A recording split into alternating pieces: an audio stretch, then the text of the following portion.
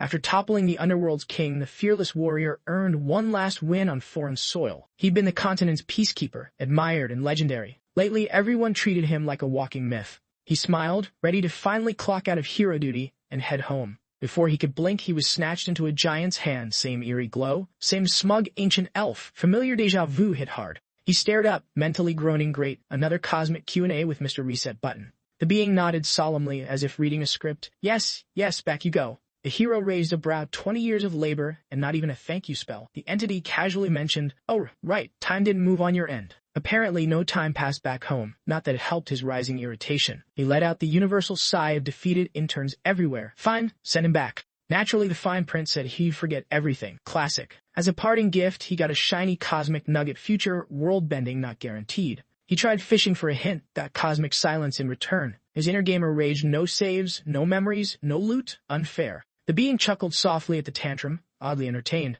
but it let the drama play out. No divine lecture needed. A glowing finger descended like the world's weirdest bedtime tap. He flinched instinctively, bracing for whatever came next. Too late for more complaints. Light swallowed him mid-sentence. Departure unavoidable. The entity smiled down, delivering its final line like a narrator with flair. He plummeted into darkness, mind fading fast. He jolted awake, no armor, no sword, just pajamas. Still groggy, the now teen hero yawned. Something felt oddly refreshed. His phone buzzed like a hornet's nest manager spam.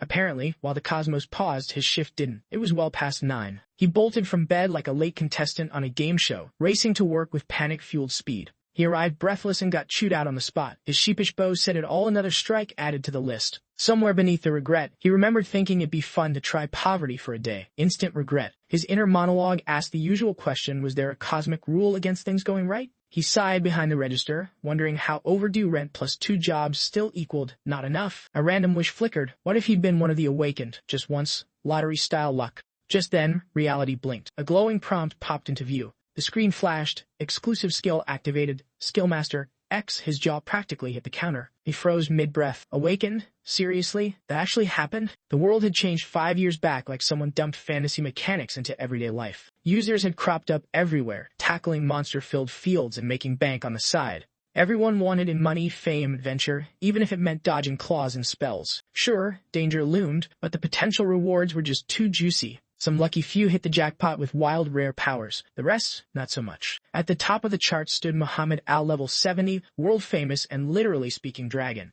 One day, Muhammad casually dropped a new video on his channel. The views skyrocketed. Everyone watched, completely hooked. Not a single blink, no one dared miss a frame. He was mid-battle, slicing through monsters like a fantasy warlord on turbo mode. His magic looked straight out of a dream. Mage envy activated. The kind of spell that made every fantasy fan say, now that's the good stuff. Then came the showstopper, Meteor Rain, boom, instant legend. Viewers collectively gasped, stunned by the spectacle. Some students whispered like it was a holy event. Unreal? Rank a field maybe? They marveled, level 70 or not. That kind of solo flex felt illegal. The meteors slammed down like divine punishment, turning even the toughest monsters into smoldering memory. When the dust cleared, he stood alone, nothing but craters and cinders where chaos once roamed. After that display, the idea of monsters standing a chance felt laughable. He coolly announced the name Meteor Rain SS rank and set a 1-week challenge countdown. The offer was bold: beat his spell with a better one and walk away with treasure. The prize? The Elemental Ring SS rank, one of a kind, never before made public. Every Magic user dreamed of owning it. It was the crown jewel of combat bling. The moment the video ended, someone chucked their phone like it had personally offended her. She fumed while someone nearby blinked in disbelief. Wasn't the prize generous enough? Her tone dripped with sarcasm. He clearly had no intention of actually giving it away. She practically shouted what kind of spell could possibly outshine an SS rank. She pointed out the real twist: he made himself the judge. Of course, it was a rigged contest, plain and simple. He wasn't letting go of that ring. Her rant escalated into full-on outrage, and she wasn't the only one side-eyeing his ego. The video blew up online, but to most, it felt like fantasy, something epic, but far away. Until a certain someone decided to flip the script. He strolled through a monster field like it was a walk in the park. Then he paused and casually fired up the camera. A breeze rolled in, and the monsters scattered clearly. They sensed something bad was brewing. Joo-yeon raised a hand and traced lazy circles in the air. Circles turned to chaos as the sky cracked open. Fire rained down, yet he stood calmly in the blaze. It wasn't just flashy, it was a coordinated barrage of destruction. It was art in motion. Flames danced, rocks shattered, and the field turned to great dust. He remained balanced atop a lone floating stone, as if posing for the credits. With a grin, he faced the lens, clearly impressed but also ready to challenge the throne. The moment his meteor rain dropped, the internet practically exploded. Everyone had eyes glued to the screen.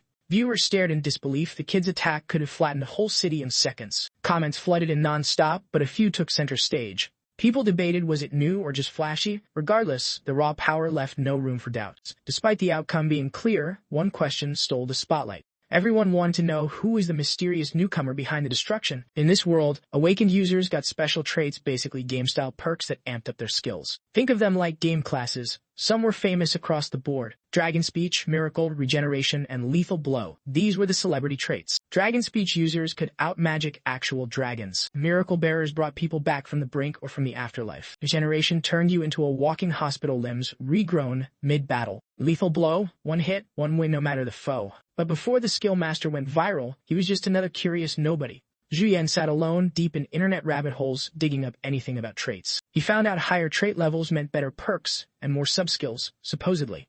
After a mountain of videos and articles, he pieced it together. Traits ranged from F to SS. Halfway through his noodles, he checked his status and blinked. Trait level X, not even listed. Yoo Ju-yeon, level 1. Skillmaster X sounded epic until he saw the fine print. No skills, 0 speed hype, meet crash. Every stat sat at rock bottom, strength, agility, stamina, magic all at a majestic 1. He slumped, questioning life. A top-tier trait with bottom-tier stats? Even toddlers had better numbers. Still, the trait wasn't useless. It granted access to any skill and gave 10 SP daily like a magical allowance. Reading further, he couldn't help but feel underwhelmed. Just 2 perks? Even normies could buy skills from books. As he debated whether it was a win or a dud, a new notification blinked in. A mission. Copy a skill. The reward. 20 SP in a recording. Skill copy X let him mimic anything, but it vanished at midnight, and copying cost a hefty 500 PP. Yoo-Ju-yeon blinked at the prompt. Tutorial missions weren't usually part of the welcome package. The excitement faded fast. With level 1 stats, walking into a battlefield felt like volunteering for a beating. So he dug deeper and stumbled onto a familiar name. It was Muhammad Al, the walking apocalypse, who rained down meteors like confetti. Pop-up windows kept stacking. Meteor rain S20 meteors, plus bonus fireballs for extra magic points. High cost, high drama boosted even more with an S-rank trait. Then came the kicker. Tutorial event unlocked. One-time entry. Stats. Temporarily boosted by 0999. Playground mode. Unlocked. Yoo-Ju-yeon stared at the screen, stunned. Apparently, YouTube now doubled as a training montage. Elsewhere, another viewer had the video running, one with a vested interest. It was Muhammad Al, calmly sipping his drink while watching his own move go viral. A woman stepped in, casually killing the screen with a click. She brought up the elemental ring. Apparently, giving it away wasn't standard protocol. Muhammad eyed his drink, uneasy. That skill was barely a week old, too soon for copycats. She shrugged it off. Plenty of similar abilities float around. He wasn't buying it. He raised a brow. What if it was a legit SS skill? She pushed back, calling it staged. No SS-grade energy readings anywhere. Still, Muhammad stayed firm. Whatever it wasn't ordinary. He sank into the couch, arms folded, eyes locked on the ring like it owed him answers. For now, distance seemed wise. He sent the ring off with a polite business card, networking, but with magical jewelry. Back at the convenience store, Yoo-Ju-yeon muttered over his phone, caught between awe and disbelief. His video was blowing up, though he barely noticed the kid asking for jelly, too busy laughing about his faceless fame. As the girl climbed the counter, Yoo-Ju-yeon daydreamed of fame and power. Skillmaster X, the hidden gem of traits. A deep voice finally cut through. Someone's dad stepped in for the jelly request. Realization dawned. He handed over the jelly with a sheepish nod. Purchase complete. The small family disappeared out the door. Yoo-Ju-yeon dropped onto the counter again. No way this was really SS level, right? Still, the ideal lingered. If it was real, maybe this was his ticket to early retirement. And maybe, just maybe, he'd be the next Muhammad Al minus the meteor strikes. Yoo-Ju-yeon chuckled to himself. What once felt like a wild fantasy was suddenly within reach. A buzz, a blink, and then disbelief. Muhammad Al just gifted him the elemental ring. No strings. The internet went wild. Some were stunned, others skeptical, until someone reminded them. Muhammad always follows through. He once paid 200 billion on a promise. Still processing it all, Yoo-Ju-yeon blinked, and suddenly, a well-dressed woman introduced herself as Muhammad's secretary, ring delivery in hand. Yoo-Ju-yeon sat stiff in the car as the woman casually explained the visit. The boss hoped to meet him someday, no pressure. That night, he lay in bed, just staring at the ring like it might float away. Doubting reality, he pulled up the item info just to be sure it wasn't some prank. The screen confirmed it. Top-tier stats, mana boost, skill power, cost reduction. This wasn't just rare. It was ridiculous. His jaw dropped. These numbers didn't just break the scale, they set it on fire. He launched out of bed. With T40 magic, sitting around suddenly felt illegal. It was hunting time. Then it hit him, all that power, but every other stat still read, one reality check. First things first, he needed gear, and gear meant money. Eyes on his PC, he hoped the video views might magically turn into cash. Still, he wasn't ready to reveal who he was. Online fame had its risks. He leaned back, thinking cool and calculated, was there a smart path forward? Then a post caught his eye, and his whole plan flipped upside down. Apparently healing wasn't a burden, it was a goldmine. Even low-rank healers made bank just standing at field gates. The math clicked fast: 1 client a day, and he'd be rolling in one. He sprinted to a D-rank swamp zone, only to find it totally empty. Too late, too quiet. With nothing else to do, he pulled out his phone and queued up some music. Far off, a man came sprinting, arms full, panic in every step.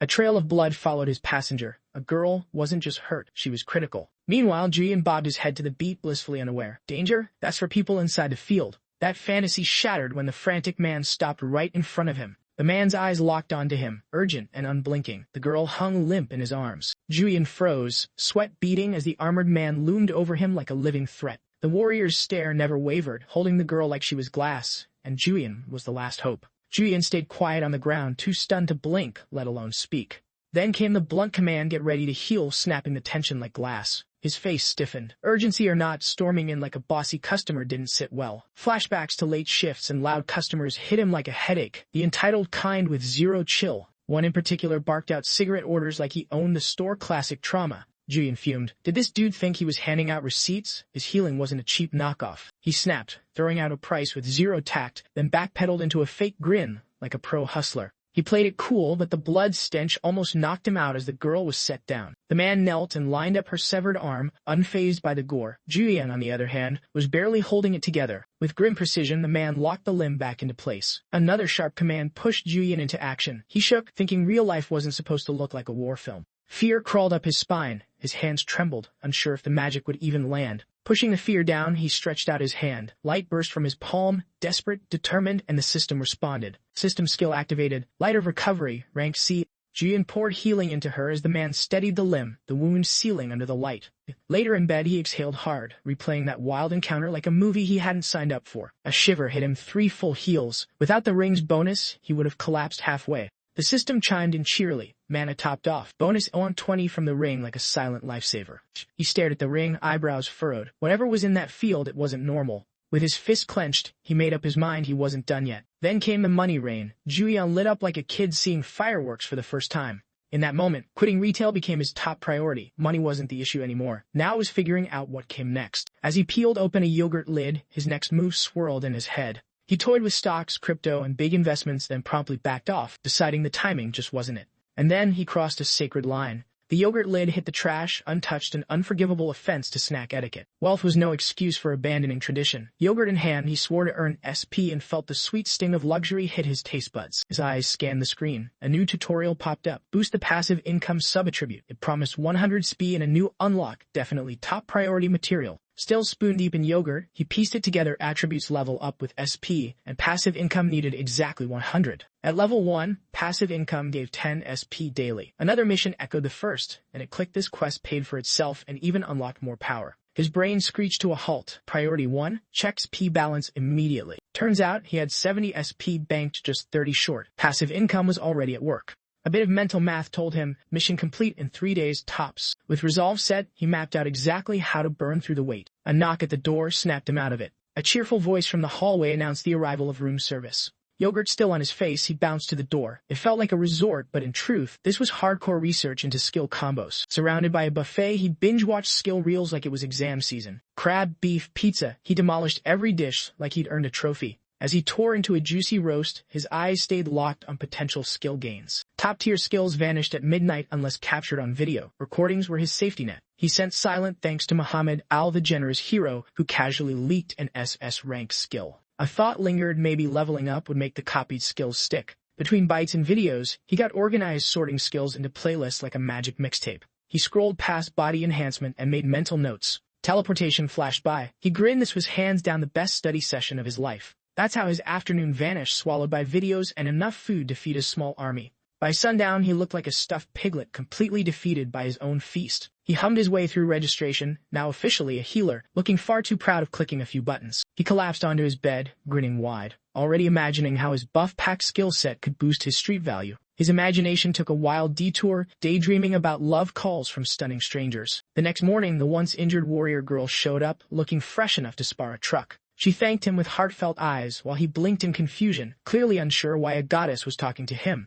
He hesitated, suspicious and stunned, mentally convinced this beauty had the wrong guy. She offered a gentle reminder, something about a brother and healing, and the puzzle finally clicked into place. He recalled the guy with the torn arm and did a double-take. Wait, that much cash and she's his sister? She thanked him again, then jumped right into party inquiries. Her brother sighed like a chaperone, while she lit up at every no Joo-yeon gave. By the time she pitched her group, he was already sensing a trap.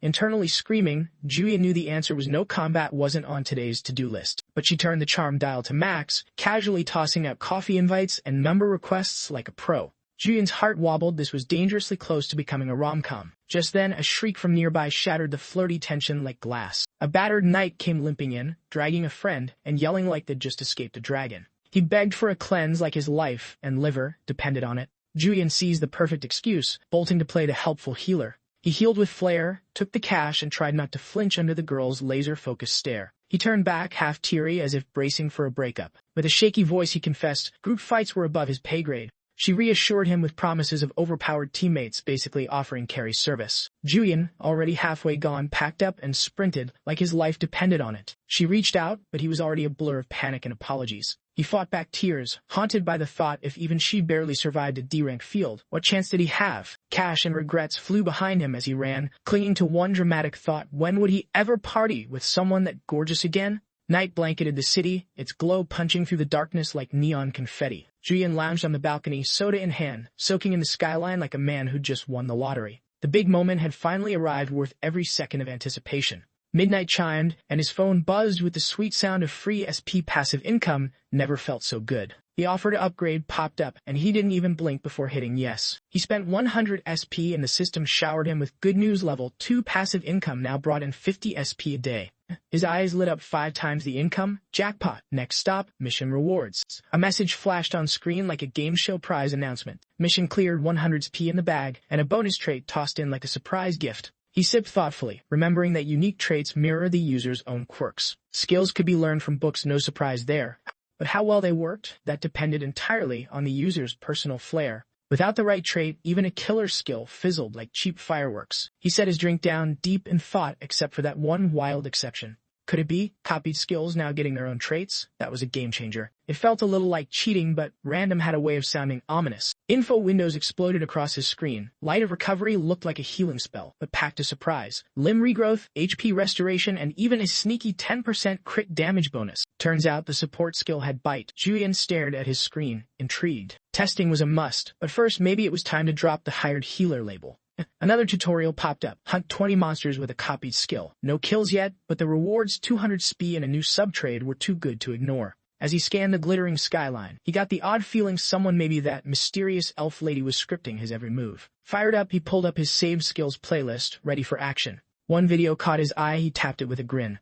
The vid featured a kid, 34 million views deep. He paused, wondering if it was too silly to try. Then he shrugged and smiled. No expectations, just vibes. It was time to test the waters. Joo-yeon copied the fireball skill, able to launch flames within 20 meters, costing 10 mana and 70 mana cost. Flames flickered around him while he studied the skill's new traits. The skill slowed enemies for a minute, reducing their movement and cognitive functions. He wondered if someone was secretly guiding these missions behind the scenes. The next day, Joo-yeon showed up at Dagwalong Sheep Farm's entrance, blending in with a plain brown coat. Spotting a barrier, he realized it marked the border between the real world and the field. He took a deep breath, confident despite spending all his savings on gear. Determined, he mentally said farewell to being a hired healer and embraced his new hunter role. Online buzz labeled him the Fire Psycho, a smiling maniac who torched monsters mercilessly, refusing guild offers and hating the nickname. 3 guild reps swooped in with tempting VIP perks to lure him in. He ignored the offers, knowing his reasons weren't for perks. Though glowing claims said he rejected an S-rank beauty, he actually left feeling crushed. Recalling the hunt, he questioned if he'd really smiled while battling a 3-horned bull with fireballs. The monsters barely flinched, forcing Joo-yeon to switch up his strategy. Then he started laughing maniacally, exactly why people called him crazy online. Back in his plush apartment, a twinge of guilt crept in as he thought it over. He admitted the easy monster wipeouts had been oddly thrilling. Notifications pop. 20 monsters down, tutorial done, 200 SP earned, plus a sub-trade cutting mana cost by 10%. Mana nearly drained. The reward pushed him to keep fighting. A raid alert appeared for the Obsidian Bear, rank D needing heavy firepower and a strong DPS. Luckily, a mage was involved, but getting close risked triggering unknown dangers. The Fire Psycho joined despite being only level 5, proving gear trumped level requirements as the bear went berserk under his insane damage. No one questioned him. He acknowledged his gear was the real MVP, letting him spam fireballs endlessly. Suddenly overwhelmed, he dropped to his knees, eyes teary, recalling the world's top player, Millimad God, and feeling the urge to pay respects once more. Days before, a chaotic battle raged as warriors grappled with a massive beast. With orders flying, tank holds it grow, mage is back, melee avoids it. Amid the chaos, a notification arrives. The tutorial quest marked a field boss defeat, promising 500 SP as reward. Standing back, he grinned, ready to prove himself hunting a boss at last. The beast charged fiercely, ready to tear through the warriors. Suddenly, a huge fire blast hit its chest, knocking it back. All eyes shifted to Joo-yeon, who stood calm amid the chaos. Flames danced on his fingertips, 2 blazing fireballs ready to launch. Without hesitation, he unleashed a fiery grilling session on the bear. The beast howled, wincing as flames engulfed it. Joo-yeon looked oddly entertained by the bear's fiery agony. After several fiery strikes, the beast collapsed at last. Nearby warriors gawked, stunned that the boss was actually down. But things escalated fast. The boss wasn't done yet. It reared up, doubled in size, roaring loud enough to trigger warnings. The roar debuffed everyone's stats, strength, agility, evasion, all dropping fast. Warriors froze in place, weakened by fear. Panic spread as the beast went berserk. Questions of damage went unanswered. Strength sapped. Swords, heavy desperation took hold. The bear roared again, claws slashing fiercely. A swordsman barely blocked the strike, holding the line. Most warriors were frozen by a dark purple aura. Joo-yeon remained steady, eyes locked on a new notification. A new tutorial popped up. Copy a boss's special skill. Joo-yeon seized the chance, earning 200 SP. The skill copied, Obsidian Bear's roar unleashed when HP drops below half for 60 seconds. Joo-yeon studied the roar's effects. Enemies nearby with weaker stats got extra debuffs, while his own stats boosted per foe exposed. The power was impressive. The system rapidly confirmed the skill copy, applied Oblivion effect, added a unique trait but warned Oblivion might randomly remove a skill sub-option. Watching the boss decimate allies, Joo-yeon realized the skill had no conditions for use. Even better, it didn't drain mana. That was wild. Eyes glowing red, he resolved to use the skill before it vanished at midnight. No way was he wasting it. Activating Obsidian Bear's roar himself, the warriors faced the powerful roar this time under Joo-yeon's command. The roar hit with his control, flipping the battlefield in his favor.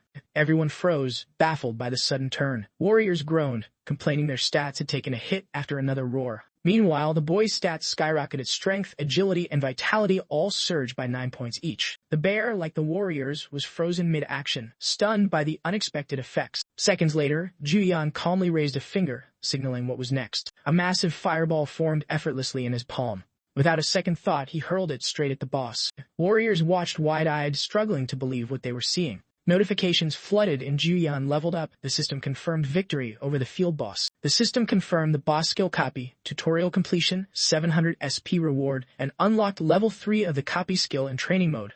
Excitement lit his eyes. Adrenaline surged as the thrill of power hit him. At last, the massive monster crashed down, truly defeated this time. Warriors erupted in cheers, stunned by the wild victory. Joo-yeon pulled his hood low, avoiding attention, while a strange feeling stirred within him amid the cheers. The sensation was oddly familiar, yet the memories behind it stayed out of reach. The system then announced the absorption of the Obsidian Bear's soul to all players. Every player's body began to glow, Joo-yeon among them. Each player gained a permanent strength point as Joo-yeon reflected silently. The soul of a field boss levels always at least 10 above the area's standard. Even with help from stronger players, the level gap stays tough to overcome. The contribution system blocks loot thieves. The boss's body vanishes if unfair.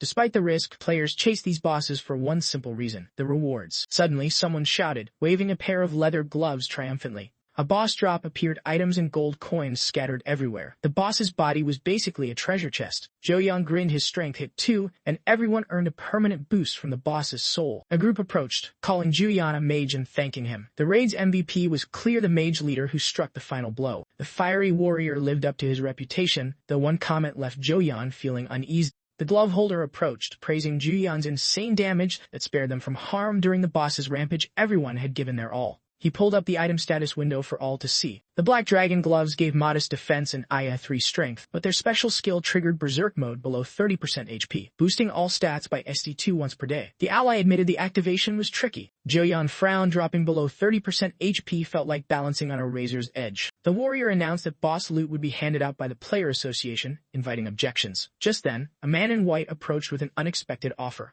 The man offered to buy the boss item outright, 90% of its appraised value, cash on hand. His bodyguards in black suits flanked him like shadows. A young woman whispered the newcomer's reputation, sensing some warrior's confusion. These boss item hunters appeared like ghosts, snapping up every drop. Cash offers meant a quick, fair deal, though their motives stayed murky. Joo-yeon wasn't convinced. What schemes were these top dogs hatching? The game attracted all sorts of wild cards. The man snapped his fingers, and things shifted instantly. A companion popped open a suitcase stuffed with cash, making an immediate offer. Payment was ready to go, no waiting.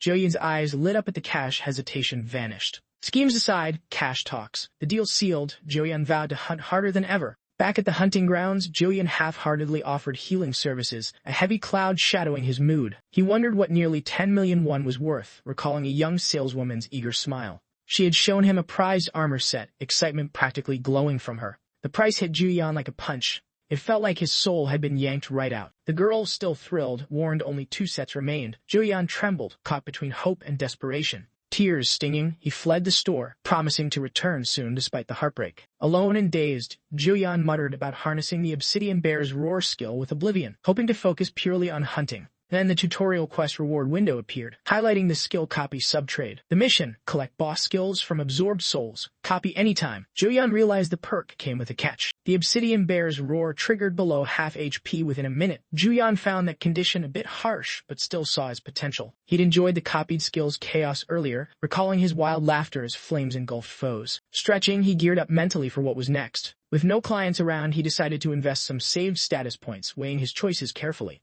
The swordsman path fit the fantasy vibe, but without extra lives, Joo-yeon knew he had to commit fully. Suddenly, something on the screen grabbed his attention. His magic stat jumped from 41 to 48 unexpectedly. Using 500 SP unlocked a new possibility. He could evolve the skill to create not 1, but 2 copies.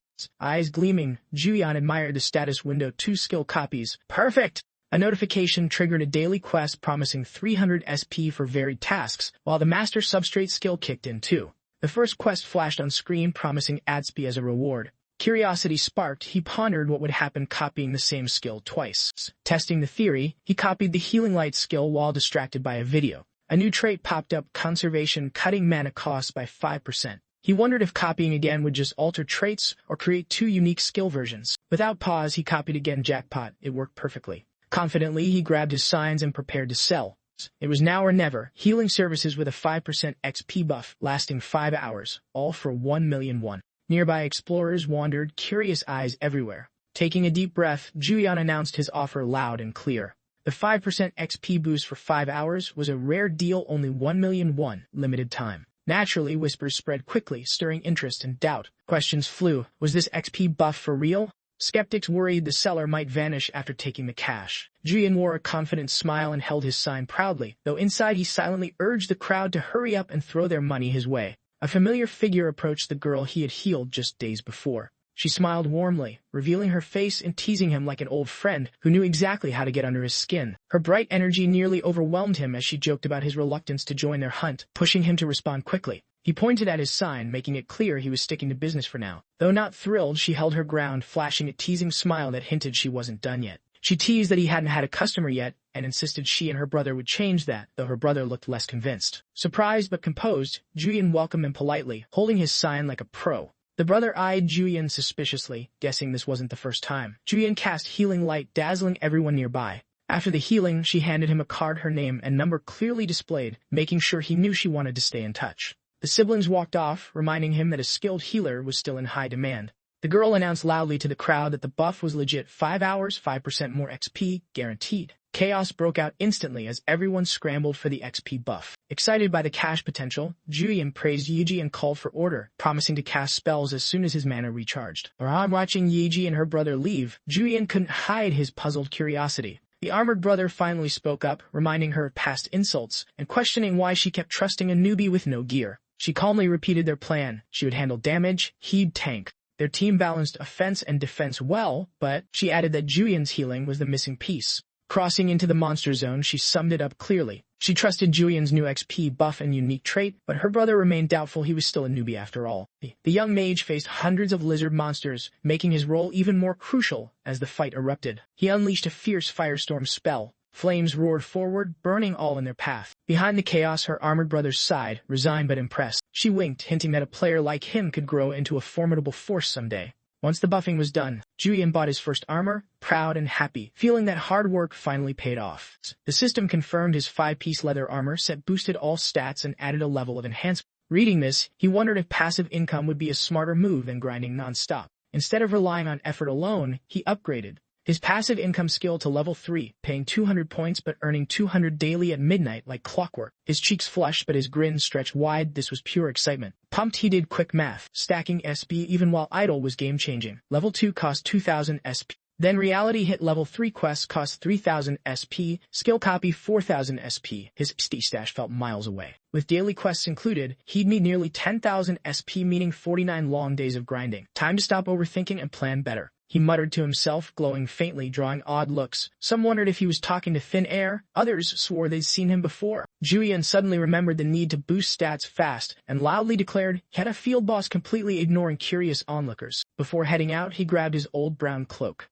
His healer fame growing, he threw on glasses and prepared to play the stealthy pro again. Soon, he found himself knee-deep in a muddy hunting ground. Scraping mud off his boots, he grumbled about the swampy nightmare of a field. At Gararam Bay, rank F, the terrain was brutal, perfect for casters, useless for melee and tanks. He thought back to the clean, beginner-friendly sheep ranch, night and day difference. Shuffling through the swamp, he lamented the level cap of 19 and the 5 boss souls limit per rank, hard to grind efficiently. He recalled the cardinal rule for raids: never join random groups. Despite warnings, Ju-yeon shrugged off this advice, trusting his luck after one success. Arms crossed and demotivated, he quietly wished he could just go home. Nearby, some warriors mingled with attractive female fighters. Lip bleeding from a hard bite, he wondered terribly if he'd stumbled into a raid or a group date. Someone approached, surprised to discover Ju-yeon was a guy. The cloak and his back had fooled them, but there was more to the surprise. Ju-yeon grew frustrated, realizing his reversed nickname might have accidentally landed him a spot meant for a girl in a 5v5 date raid. Awkward much? Suddenly, Ju-yeon connected the dots about why the guy from before had singled him out. The raid was chaos, and Ju-yeon silently judged the blonde leader for poor player selection. The leader cradled a girl and called for a briefing, revealing all warriors were paired off already. Ju-yeon crossed his arms, unimpressed, suspecting this meet wouldn't stay casual for long. The blonde leader began rehashing the strategy just to cover all bases. The mud crab boss sped up with every debuff, even self-inflicted ones, so no debuffs allowed or risk triggering a powerful special move. The blonde bragged about beating the mud crab 8 times, trying to calm the group. A girl expressed trust, while Ju-yeon wondered if that special ability actually meant the crab gained buffs from debuffs. The idea of a buffing debuff sparked Ju-yeon's curiosity, but the ongoing flirting among warriors just grated on him. Suddenly, a shell-like monster with razor teeth appeared. The blonde charged and sliced the tiny beast effortlessly, showing off some skill, or so it seemed at first. Ju-yeon stared dumbfounded at how tiny and harmless the monsters actually were. The warriors fought fiercely against what looked more like clam chowder extras than threats, making Ju-yeon smirk. The blonde proudly promised to protect the girls until a massive monster erupted, sending giant tentacles flailing everywhere. The blonde was the first to run, leaving Ju-yeon baffled at his quick exit. Archers jumped into action, reminding everyone the mud crab only shows up after trash mobs are cleared. Arrows rained down as the team got a grip on the swarm, seeming in control despite the chaos. Watching intently, Ju-yeon murmured a sarcastic remark about their heroic performance. The creature lay down staged by arrows, and Ju-yeon wondered when the real challenge would arrive beyond this F-rank warm-up. Suddenly, a huge worm burst forth, gobbling up the fallen mobs. Its size was massive compared to the tiny creatures. The real battle was finally starting. The team flipped to defense, shouted commands ringing out as the raid officially kicked off. Monsters surged from the depths, including a massive crab that triggered panic. A quick tip spread. The mud crab only moved sideways, so everyone was told to keep it ahead and only move forward or back. Ju-yeon locked eyes on the creatures, stunned by the sheer variety of formidable monsters suddenly appearing.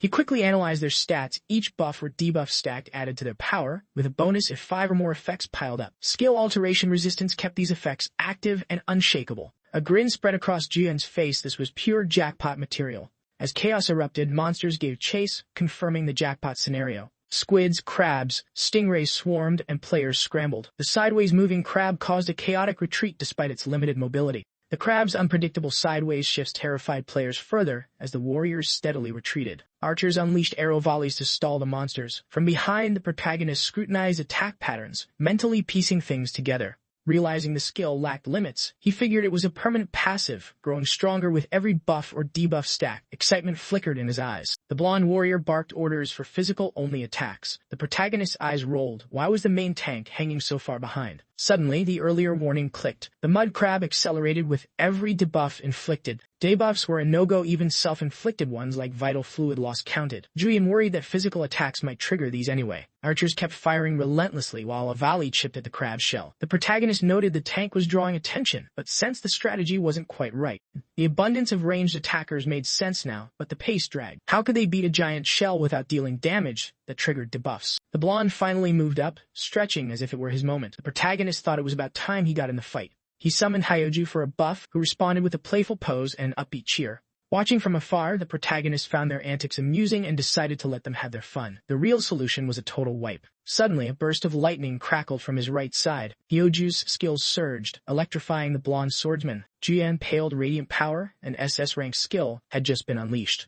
The skill burned 1,000 mana, applying 4 random buffs, each per 50 mana spent. With certain conditions, buffs lasted longer and grew stronger. The blonde now glowed with radiant gold. Joo-yeon's eyes widened. An NSS-rank buff in such a low-tier field was unexpected. Earlier, a shop clerk had asked nervously if Joo-yeon recorded broadcasts or videos. Nervous, he denied recording anything, fearing recognition from past videos. The clerk explained recording battles was trendy, quickly launching into a sales pitch for a top-notch anti-shake camera. Despite protests, the vendor pushed on, sparking Joo-yeon's interest as a potential user tuber. Back in the moment, he adjusted his glasses, the very ones bought to record boss fights, and realized they were unexpectedly handy for studying the girl's skill. He pieced together how change resistance stacked with radiant power could make him nearly unstoppable. His eyes lit up with excitement at the perfect combo. Curiosity struck. Why would such a powerful buffer even be hanging around here? Fashionably late, the swordsman finally brandished his blade, ready to grab the monster's focus. Watching this unfold, the protagonist chuckled quietly, amused by the timing. The blonde glanced back, requesting Yeonju to land a heavy strike before stepping forward. Suddenly, fireballs erupted from the boy, setting the crab and nearby monsters ablaze. Mentally apologizing for stealing the spotlight, the protagonist claimed the main action for himself. He had saved his ultimate move just for this exact moment.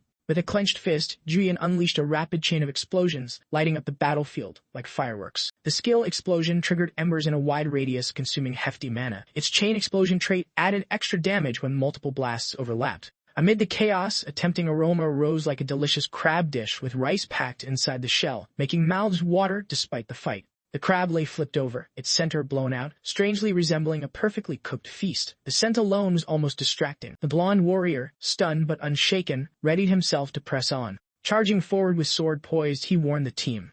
Urging caution, he called for a retreat, anticipating a wild final burst. The swordsman frenziedly hacked at the dying monster's remains. A pitiful sight, but the crab's glowing halo marked its defeat. Loot materialized as the beast finally fell. A system alert confirmed the soul absorption and mana gain. Yoo Ju cheered the blonde's efforts, but others, including the protagonist, found them underwhelming. And out of nowhere, a new notification blinked before the protagonist's eyes. Change resistance, ranked A, was now logged in the boss skill list. His excitement barely contained. With everything secured, he looked forward to testing how radiant power and change resistance worked together, a perfect combo in the making. Just as he prepared to leave, a group of warriors approached, eager to talk to Joo-yeon. Compliments poured in over his rank, a trait and clutch carry. One thanked him for easy soul capture. A girl even asked for his number. Joo-yeon blinked at the sudden fanfare and an M. Meanwhile, the blonde swordsman tried to reel everyone back, reminding them to split loot before letting the hype get out of hand. The blonde's eyes welled up, grateful someone hadn't left him behind. Yoo Ju was the lone loyal companion through it all. The girl brightly insisted Yeonju had carried the battle and deserved the largest share of the loot.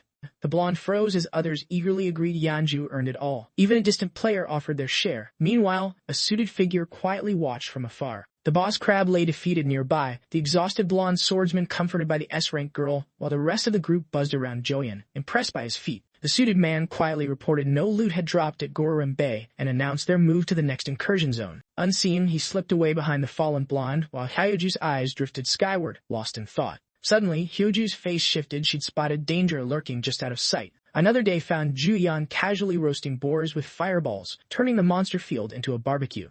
Then, the system pinged with a notification. The daily mission was done, granting a modest 300 skill points. Tired, he collapsed to the ground, gulping fresh air. Gazing at clouds, he wondered how long until Sample reached level 3. Reflecting on his SS rank radiant power and a rank change resistance buffs, he marveled at their power but knew he needed more, prompting a quick status check. The level 2 sample info popped up, showing it restored copies at midnight but demanded 4,000 skill points. He sighed. Stats improved but lacking enough copies meant no real skills to rely on yet. Clearly, leveling Sample to 3 was the only way forward. Frustrated, Joo-yeon flailed on the ground, venting over the painfully slow speed game from daily missions. Pouting skyward, he silently begged for a better break. Hoping for a generous admin mission, he waited. Only silence answered. Resigned, he sighed, questioning his path until suddenly, multiple notifications popped up. Notifications flooded the screen, sparking renewed excitement. Sitting up, his eyes locked on a new mission alert. The main mission tutorial B activated, promising 4,000 SP and 4 unique subtraits upon completion.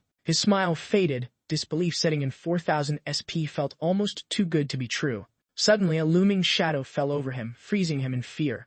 The city once bright was suddenly swallowed by shadows as darkness spread without warning. Swarms of monstrous creatures filled the skies, sending the population into full-blown panic. Marked as a special mission rank F on Kanalski Island, Yoo-yeon sat calmly amid the hunting field grass, surrounded by alerts and chaos. Notifications flooded his screen, highlighting the main mission, clear rank F special field for big rewards. These monster-dominated zones were turning Earth into a battleground fast. Suddenly, enormous black beasts swarmed the skies, making the mission's urgency undeniable. The task was clear: secure the field to save humanity and Earth itself. Chaos ruled everywhere, with breaking news non-stop broadcasting the unfolding disaster. Seoul and Gyeonggi province faced an unexpected special field invasion. Portals lit the sky, flights halted, and residents complained about the missing sunlight while heroes gave tense interviews. A Class C user voiced impatience, urging faster access to the portal as tension grew and updates flooded the airwaves non-stop. Suddenly, global alerts broke in. Special fields popped up worldwide. Countries scrambled to cooperate, while frustrated users demanded more access after 3 days of lockdown. Japan's nightly news shocked viewers with a new landmass suddenly looming half the size of South Korea near Tokyo. Social media buzzed with chatter about the huge mysterious island beside Tokyo. Some joked about Japan's sunlight advantage, but heated arguments quickly erupted over the real dangers lurking there. Joo-yeon caught another report, this time a Class B field, turning the alarm up a notch. Towering level 70 monsters marched into Tokyo, with colossal ogres smashing through cities. The broadcast hinted humanity might be on the brink. Pocketing his phone at the crosswalk, Joo-yeon overheard the men debating monster ranks level 70, flirting with Class S madness everywhere. The walk signal blinked green, nudging Joo-yeon forward into the chaotic cityscape. At a press event, officials stressed government backing to assess the fields quickly, warning of dire conditions worldwide. Joo-yeon absorbed the news, moving on. Plans were underway to tackle K&L Sky Island, sweetened with promises of rewards to rally users. Clinging to normalcy, Joo-yeon headed to an equipment shop amid the chaos. Surrounded by turmoil, his only thought was how utterly messy everything had become. Waiting in line, Joo-yeon scanned his system windows, eyeing ways to get some SP boosts up front. The system showed him daily SP income, skill buffs, and mana-saving perks, all with hefty activation costs. He mentally calculated the investments needed. Joo-yeon figured finishing the mission would net 14,000 SP, enough combined with his stash to level up all his stats. Clenching his fist, Joo-yeon steeled himself. This mission was non-negotiable. Failure wasn't an option. The saleswoman returned with a small box, thanking Joo-yeon for waiting patiently. A golden glow spilled from the box, making Joo-yeon realize this was what a 70 million won item looked like. Inside were 2 cursed accessories, a skull ring boosting mana by 100 but lowering strength, and a matching bracelet adding 100 mana while cutting agility by 1. The saleswoman smiled, clearly excited, confirming Joo-yeon was after the cursed ring and bracelet set. Joo-yeon nodded thoughtfully, acknowledging the 2 unique items. Closing the green box, he calculated the set would boost his mana by 200, pushing his total to 1510. Despite slight stat drops, focusing on magic felt like the smarter move. Then a new thought hit: how pricey would decent armor be? Joo-yeon casually asked about the price range for Class D to C armor sets. The saleswoman grinned like she'd just made a sale, quoting a whopping 400 million won. Joo-yeon blinked at the price while she cheerfully pressed if he wanted the armor as well. Politely declining, Joo-yeon stuck to the accessories. As he left, he mused that spending house money on gear was overkill. The saleswoman thanked him warmly. Cape on and body camera swinging, Joo-yeon made his way to the monster field's barrier. Pausing at the barrier, Joo-yeon pondered the entrance while regretting not buying the body cameras sooner over uncomfortable glasses. The saleswoman's slick sales pitch echoed in his mind, prompting a quiet sigh. Shaking it off, he pulled out his phone to check community reviews before stepping inside. Reviews warned of brutal attack power way above the field's level. Flyers dominated the skies, melee players got wrecked, and low oxygen made breathing tough. Even ranged fighters were sweating. Frowning with concern, Joo-yeon suspected this field was more S-class nightmare than easy F-level stroll. Still, he stepped forward, brushing off failures as exaggerations with a confident smile. Crossing into the field, light enveloped him, hopeful the danger wasn't as bad as claimed. In a flash, Joo-yeon found himself kneeling in a vast green field, encircled by tiny, harmless slime-like creatures. Captivated by the calm, he noted the monsters showed no hostility. The peaceful monsters sparked thoughts of sitting down to enjoy lunch. Maybe this place wasn't so bad after all. Suddenly, a desperate scream shattered the calm. A griffin-like beast had grabbed a warrior, its stony body clutching the struggling victim. The captured warrior cried out desperately, pleading for help while being carried. The beast dropped him abruptly, and the fall proved deadly. Joo-yeon stood frozen, unable to intervene. Surrounded by flying monsters, Joo-yeon summoned 2 fireballs, bracing for defense with no time to save the warrior. Trusting only his fireballs, Joo-yeon faced the flying beast with a smirk, ready to roast any that came too close. As he joked about turning foes into roasted chicken, distant clashes echoed. Joo-yeon spotted a shield-bearing man blocking griffin attacks. The monsters swarmed one spot the sibling pair. The tank drew all attention like a pro. Meanwhile, Kim Ye-ji stayed safely behind her brother, patiently waiting for the perfect strike. Suddenly, her staff ignited with fierce flames. She unleashed Firestorm, instantly roasting the griffins to ash. Joo-yeon watched, impressed by the sheer destructive power. He hadn't underestimated Kim Ye-ji's strength until now. After clearing the beasts, she stretched casually, claiming it wasn't so tough her brother warned her not to relax too much. Joo-yeon pondered, having only copied Fireball so far, maybe it was time to snag that skill too. Unaware, Joo-yeon got sneak attacked by a tiny green critter. Kim Ye-ji lamented missing a healer during past fights, regretting not recruiting one to make hunting less painful. A sudden scream snapped Kim Ye-ji's attention back. Joo-yeon struggled as the green critter latched onto his leg, shaking it wildly while letting out panicked shouts. Catching the brothers' stunned looks gave Joo-yeon an awkward chill. The trio exchanged equally awkward glances. Kim Ye-ji spotted Joo-yeon and greeted him with a teasing smile, noting his busy predicament. Joo-yeon bit his lip, mortified by this unexpectedly awkward reunion. The little creature seemed thrilled, clinging happily to Joo-yeon's leg. Soon after, the tiny critter let out a sharp cry as the little creature was swiftly snatched up by Kim Ye-ji's brother. Joo-yeon's eyes welled up silently, grateful as the armored warrior flung the green pest sky high. Clutching pricey boots, Joo-yeon whimpered about their cost. Nearby, the tank watched, doubtful about re-recruiting the healer. The warrior glanced at his sister, puzzled by her determined grin. Her excitement gave it away. She was definitely trying to recruit Joo-yeon again. Kim Ye-ji closed in, leaving Joo-yeon stunned and cornered by fate's coincidence. She grabbed his arm cheerfully, hinting fate's push. Her brother sighed. Joo-yeon shivered, wishing for an escape. Joo-yeon struggled, desperate to hunt solo, but Kim Ye-ji was relentless, silently declaring she'd drag him along no matter what. Shaken like a rag doll, Joo-yeon accepted his fate. Time to use his last healing light skill reluctantly. With a sigh, Joo-yeon agreed to be the healer, but insisted on a quick detour first. Secretly, Joo-yeon just wanted alone time to copy a new skill patients running thin. Awkwardly claiming a bathroom break, Joo-yeon hoped for an excuse he needed to see a skill user to copy, but couldn't say that out loud.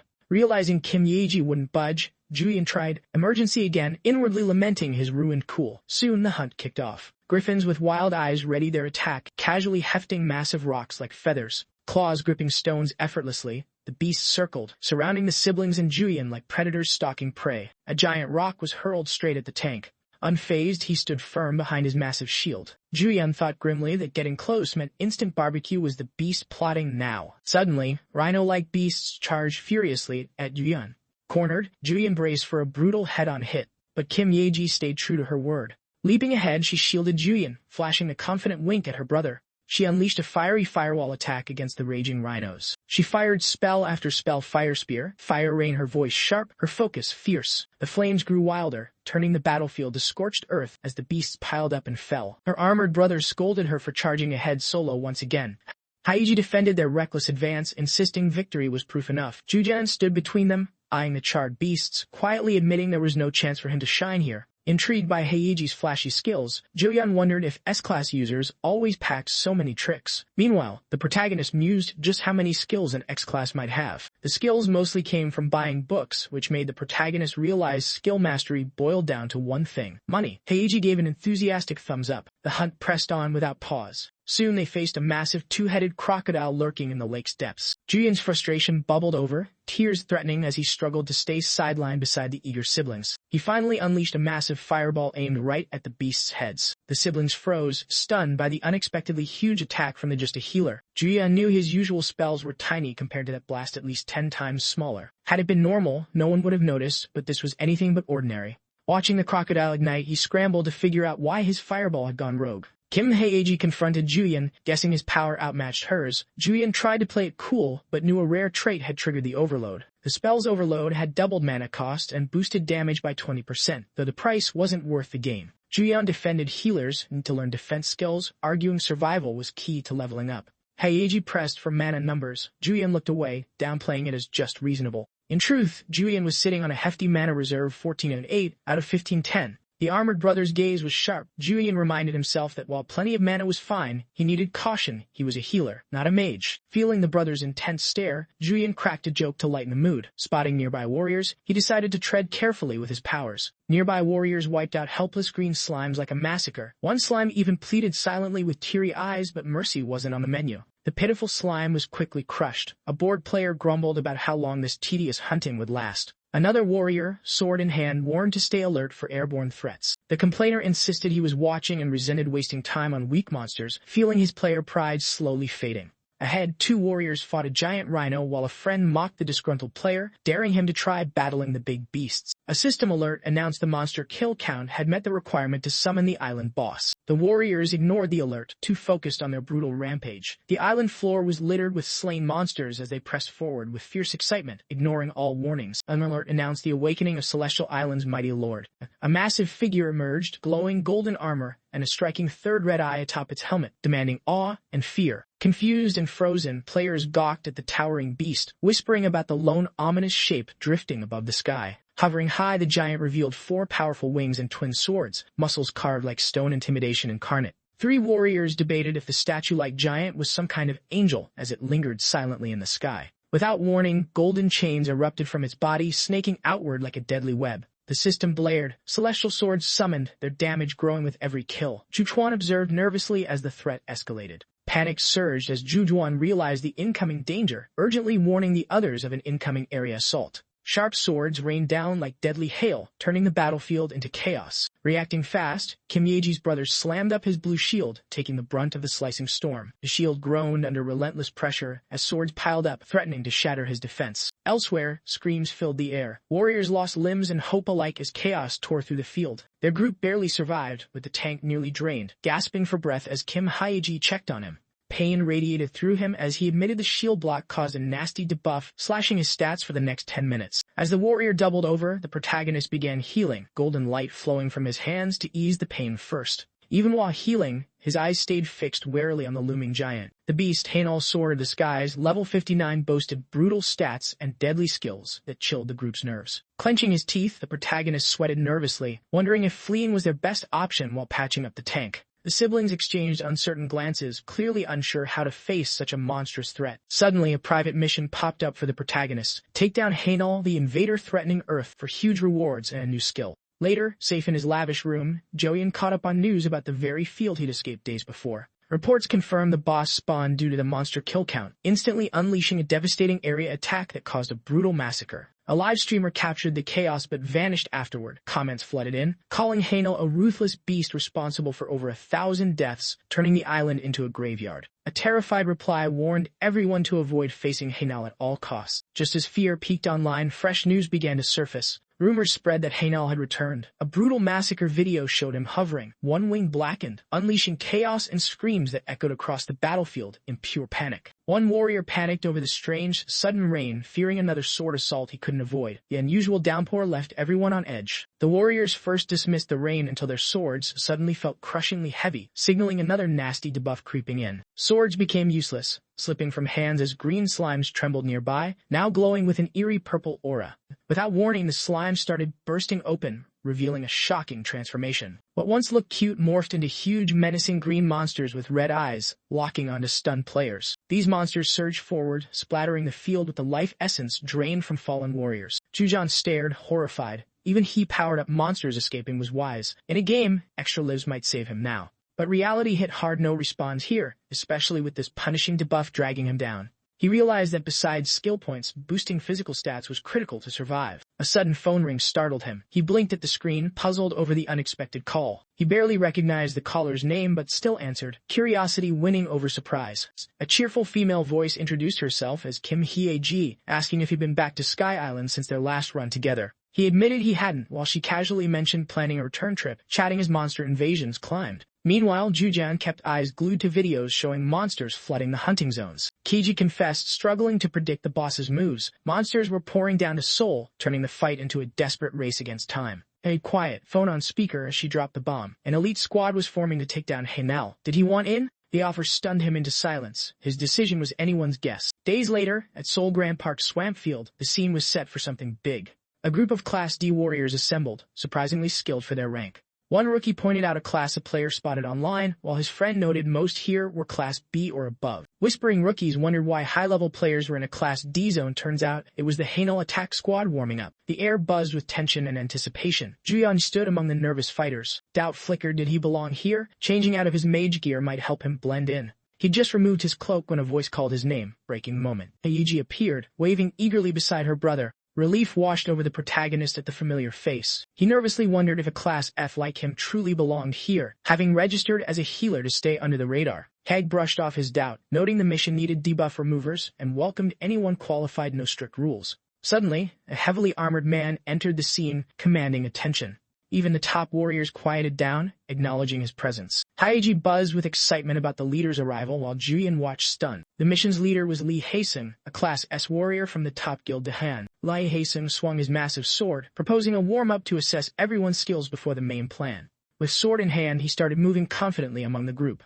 Haeji eagerly claimed his chance for revenge, while Joo-yeon remained glued to Lee Hae-sung's impressive display. Joo-yeon noted Lee Hae-sung's blunt attitude toward commanders, surprisingly unchallenged. Overwhelmed and teary-eyed, Joo-yeon admitted Lee Hae-sung's sheer brilliance. The warriors stepped onto the monster field, immediately confronted by aggressive red-crested lizards. The lizards swarmed Lee Hae-sung, who stood unshaken and fully in command amid the chaos. Joo-yeon watched in awe, unable to shake his amazement no matter how hard he tried. A shiver ran down Joo-yeon's spine as reality hit. His stats were too weak to wield a sword like that safely. He acknowledged the elemental ring kept him alive. Sticking to magic was the smart choice. Despite that, close combat fascinated him, oddly feeling familiar despite no experience. Using golden light, he healed a wounded ally, pushing down his urge to fight until his stats improved. His gaze shifted to Kim Yeji's fierce fight, confirming range magic was the safer bet. Suddenly, Lee Hae-sung sliced through lizards effortlessly, brushing off even large groups without a scratch on his armor. Joo-yeon felt a strange déjà vu wash over him, stirred by memories from a past life. He mused that hiding his skills would be pointless amid the chaos, just as a status window popped up.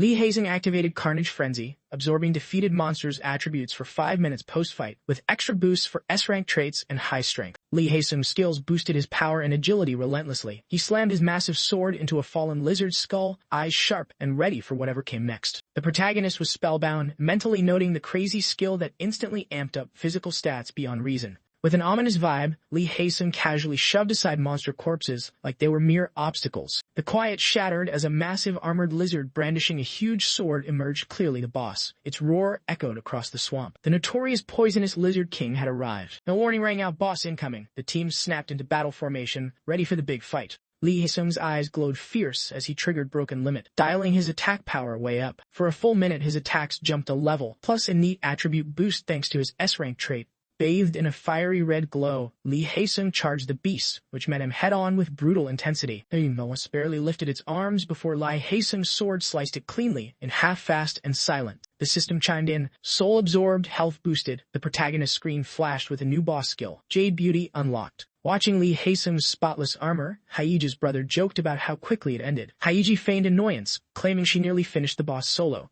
Haeji's playful punch landed on the brother's arm just as the protagonist turned to the mage with a curious question. The question was whether supporting roles still earned rewards without direct kills. The mage clarified, contribution mattered. Joo-yeon's constant debuff clearing counted, making healers' jobs surprisingly easy ways to level up. After the fight, Lee Hae-sung exhaled, slipping his monster-splattered sword back onto his back. He called for a quick debrief to plan reward distribution and test if boosted monsters resisted magic or physical ranged attacks better. The warrior's plan replayed clearly in the protagonist's head. Meanwhile, the protagonist kept dissecting Lee Hae-sung's abilities. Catalyst Class B boosted poison effects, making them lethal after 3 hits, though it demanded high mana and magic power. Broken Limit boosted attacks and stats briefly, while Crimson Frenzy let Lee Hae-sung absorb enemy powers mid-frenzy. The protagonist buzzed, impressed by the rank S skill generosity. Lee Hae-sung summoned the healers for a post-battle review, locking eyes with the group's healer like it meant business. The protagonist's intense gaze unnerved Lee Hae-sung, who wondered what was up with the kid, unaware the excitement inside was through the roof. Days after the Canal D raid, the protagonist, freshly showered, felt drained and ready to crash. Lying down, exhaustion showed as he muttered about needing a break, then opened his status window to check progress. Spotting 4,000 SP amassed, a small grin formed. The goal felt closer, ready to take down Canal soon enough. He chuckled, remembering the struggle of grinding out daily missions for just 500 SPE. Exhausted and panda-eyed, he muttered about non-stop E-rank missions, but deep down he knew getting so many in a row was weirdly lucky. With newfound energy, he leapt to his feet, convinced the universe had his back today. The next move? Time to upgrade that skill that always came in clutch. Without blinking, he dumped all 4,000 SP into Exemplary, bumping it to level 3. Now it recharged 3 times nightly, but future upgrades would cost a small fortune. He paused, remembering his dream build, stacking buffs with Shining Authority and Resistance to change before nuking enemies. The Red Cape's Carnage Frenzy changed everything. 3 skill slots suddenly felt way too few. If he could stack all 3 with offense too, the combo would be ridiculous. The synergy potential was off the charts. 4 copy slots would have been perfect, but dreams are free. He shook off the wishful thinking. 3 skills would have to do thanks to skill copy X. It let him clone others' skills temporarily, basically legal plagiarism. Everything vanished at midnight. For now, he had Shining Authority, SS Fireball, C, and was just grabbing Resistance to change, A is his third. Locked, loaded, and cloaked, he strolled into the monster field right into a towering axe-wielding werewolf. That signature crazy grin stayed as he launched a fireball. Buff test. Engaged. Social media blew up. The infamous Fireball Psycho had resurfaced, this time in Gapyeong. Chaos was trending. A viral clip titled, Gapyeong Field Boss Wrecked by Small Spells hit 4 million views in minutes. Panic erupted in the field. Everyone feared the worst, but the boss seemed more interested in chasing someone else. A massive purple snake slithered after a brown-cloaked blur dashing through the woods. Just as it lunged, he spun and hurled a fireball the size of a truck. The serpent ignited like dry leaves. Onlookers stared, whispering in disbelief it had to be him. Ju-yeon charged forward, eyes gleaming with mayhem. He zipped past the crowd like a rocket, ignoring their shocked faces and phones. People questioned if that speed even belonged to a mage. While everyone gawked at the runner, the still-burning serpent quietly chose a new target.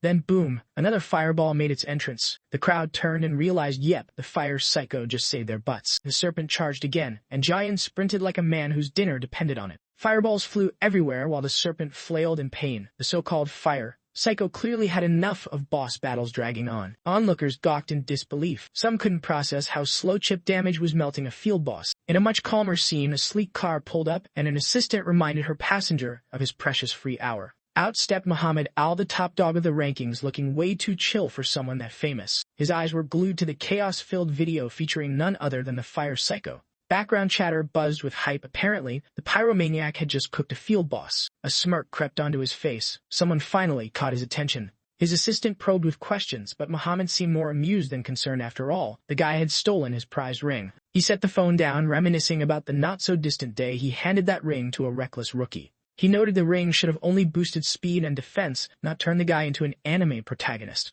Somehow, the kid moved like he'd survived 20 boss fights before breakfast. He switched gears, asking about the Raider Guild. As predicted, they were snooping around dangerous zones again. Orders were given track both the chaos-loving mage and any vultures circling the fame. Trouble was inevitable. As he strolled toward his mansion like a final boss, he hoped none of this blew back on his friend. Across town, a man in a pristine white suit leaned in, watching the same viral madness unfold. It was the serpent-scorching clip again, now playing for yet another intrigued viewer.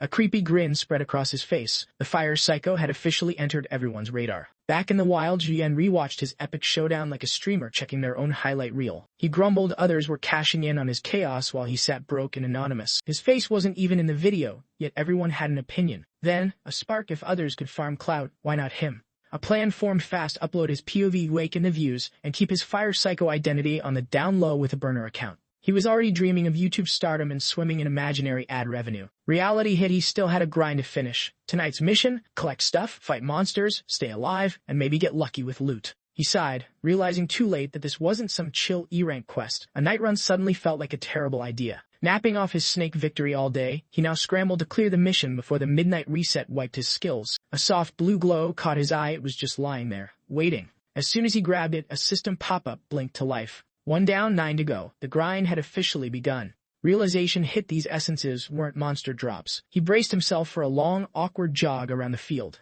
He grumbled mid-search, only the rank B reward stopping him from rage-quitting. Focused on the ground, he missed the winged menace creeping in from above. A stone griffin came crashing down without warning. His eyes widened just in time to catch the incoming doom. With almost lazy reflexes, he sidestepped. The griffin whiffed hard and ate dirt. He froze, stunned by the clean dodge more than the attack. A beat passed before it clicked he'd actually dodged that. He chalked the slick maneuver up to some strange synergy, possibly brilliance, possibly luck, definitely cool. No time for theories, the griffin was already struggling to its feet.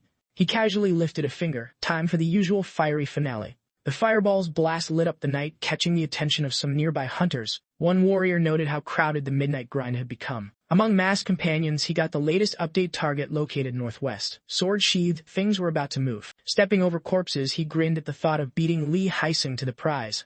A concern was raised, what if other players got in the way? Behind them, a full squad stood ready. His grin said it all, he wasn't exactly big on mercy. Mask on, tone cold, his solution was simple. Eliminate everyone. Meanwhile, elsewhere, someone was actually making progress, 20 monsters down. Quest box checked. He fist pumped like he just won a lottery, no more monster chasing for now. He grabbed another glowing orb, relieved that these things weren't playing hide and seek tonight. With luck, he finished before the skill reset. Only one orb remained, the collection sitting at a neat 9 out of 10.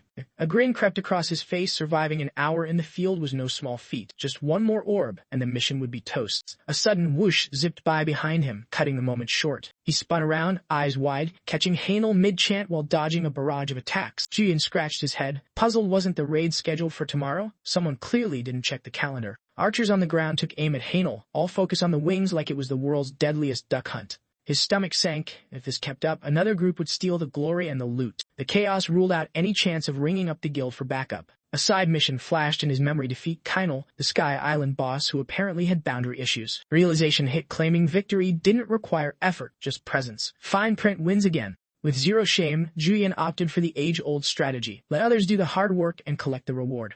The battle raged on, sparks flying as the warriors clashed with the boss. Eventually, the boss started dropping like a bird with a broken GPS. Cheers erupted. Canela was down, and everyone rushed in like it was Black Friday. They swarmed him from all angles. His glare could kill, but his body was barely hanging on. From the safety of his leafy VIP seat, Joo-yeon enjoyed the spectacle like a front-row concert-goer. The system chimed in. Canal hit phase 3, grounded and glowing with deadly effects. Things just got real. With twin blades ready, Canal towered over the attackers. The real fight had begun. One swing sent multiple warriors flying like rag dolls in a storm. Joo-yeon remained planted in the bush, thoroughly impressed by the dust and destruction. Just then, a blue orb appeared right under his nose, perfect timing. He jumped up, delighted. This mission felt less like danger, more like a side hustle. Elsewhere, Kano's triple eyes lit up like warning beacons. With dramatic flair, Kano slammed both blades into the earth, ready to wreck everything. The boss's attack split the field wide open, launching warriors like ragdolls across the map. A few crash-landed near Joo-yeon's bush, including one guy in a cloak that looked suspiciously like his. Joo-yeon clutched his orb, baffled at why his fashion twin was charging straight at him. The impact left everyone smacked flat like pancakes. Two groaned their way upright, exchanging complaints before switching to team leader mode and calling for a regroup. One guy in a matching brown cloak lay sprawled out, clearly code and missing the memo. A mask tumbled off his face, immediately catching a nearby warrior's suspicious eye. The man grumbled at the scene, wondering who the wannabe was and why someone would mess up such a simple rule. Joo-yeon scratched his head like someone who just failed a pop quiz. A mask landed at Joo-yeon's feet, and someone barked at him to move it before things got worse. With no better plan, Joo-yeon silently shrugged and decided to roll with the chaos for now. Giving a silent thanks to his unconscious twin, Joo-yeon blended into the group and slipped away.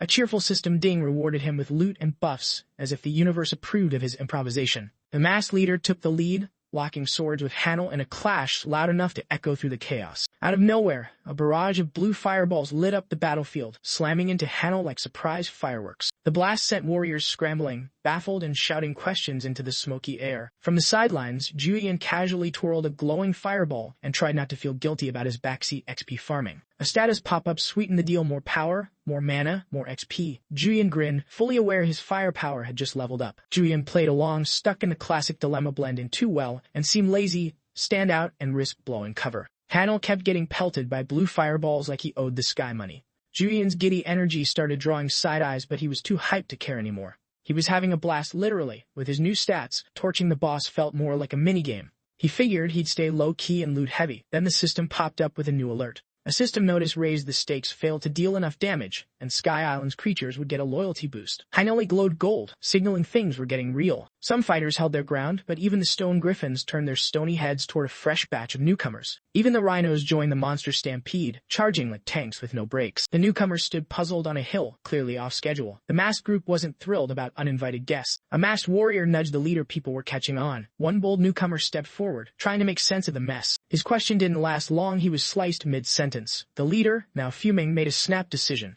Worried about higher-ups catching wind, the leader ordered a full wipe of the witnesses. The masked squad rushed in. The bewildered newcomers barely had time to realize they were being hunted by fellow players. The protagonist stared in disbelief. Looting was one thing, but player killing. These guys were unhinged. He needed an exit, fast. A fallen warrior braced for the worst as a masked enemy raised their sword for the final blow. At the last second, Lee Hazen arrived like a storm, flanked by reinforcements including some familiar faces. Spotting Lee Hazen from a distance, the protagonist paled. That face spelled serious trouble. The masked leader scoffed at the new arrivals, doubting they were the real deal. Lee Haesung, radiating calm fury, gripped his sword and stepped forward, ready to settle things. Disgusted, he raised his blade. Raiding the boss was bad enough. Murdering players crossed every line. Fire in his eyes, he promised swift justice, no final words allowed. Haesung launched into action, cutting through the chaos, aiming straight at the traitors. A masked fighter shoved past the protagonist, too focused to care. Around them, the battle turned vicious. No one was holding back. Panic set in. The protagonist froze fight or flight, but the real threat couldn't care less about human squabbles. Hanel, the raid boss, entered the fray with zero chill. His monsters followed orders with brutal precision. Stone griffins and rampaging rhinos charged in, plowing through both sides like bowling pins. As Kanel's forces smashed through, panic spread. Everyone yelled conflicting orders: protect the healers, land the last hit, don't feed the kill to someone else. Watching the bedlam unfold, the protagonist realized this was a total dumpster fire. No coordination, wasted damage, and he wasn't even supposed to be here. Something had to give. Then he saw Lee Haesung's eyes, glowing with rage, locked on the enemy like a heat-seeking missile. Without hesitation, the sword hero lunged, swinging with all his might.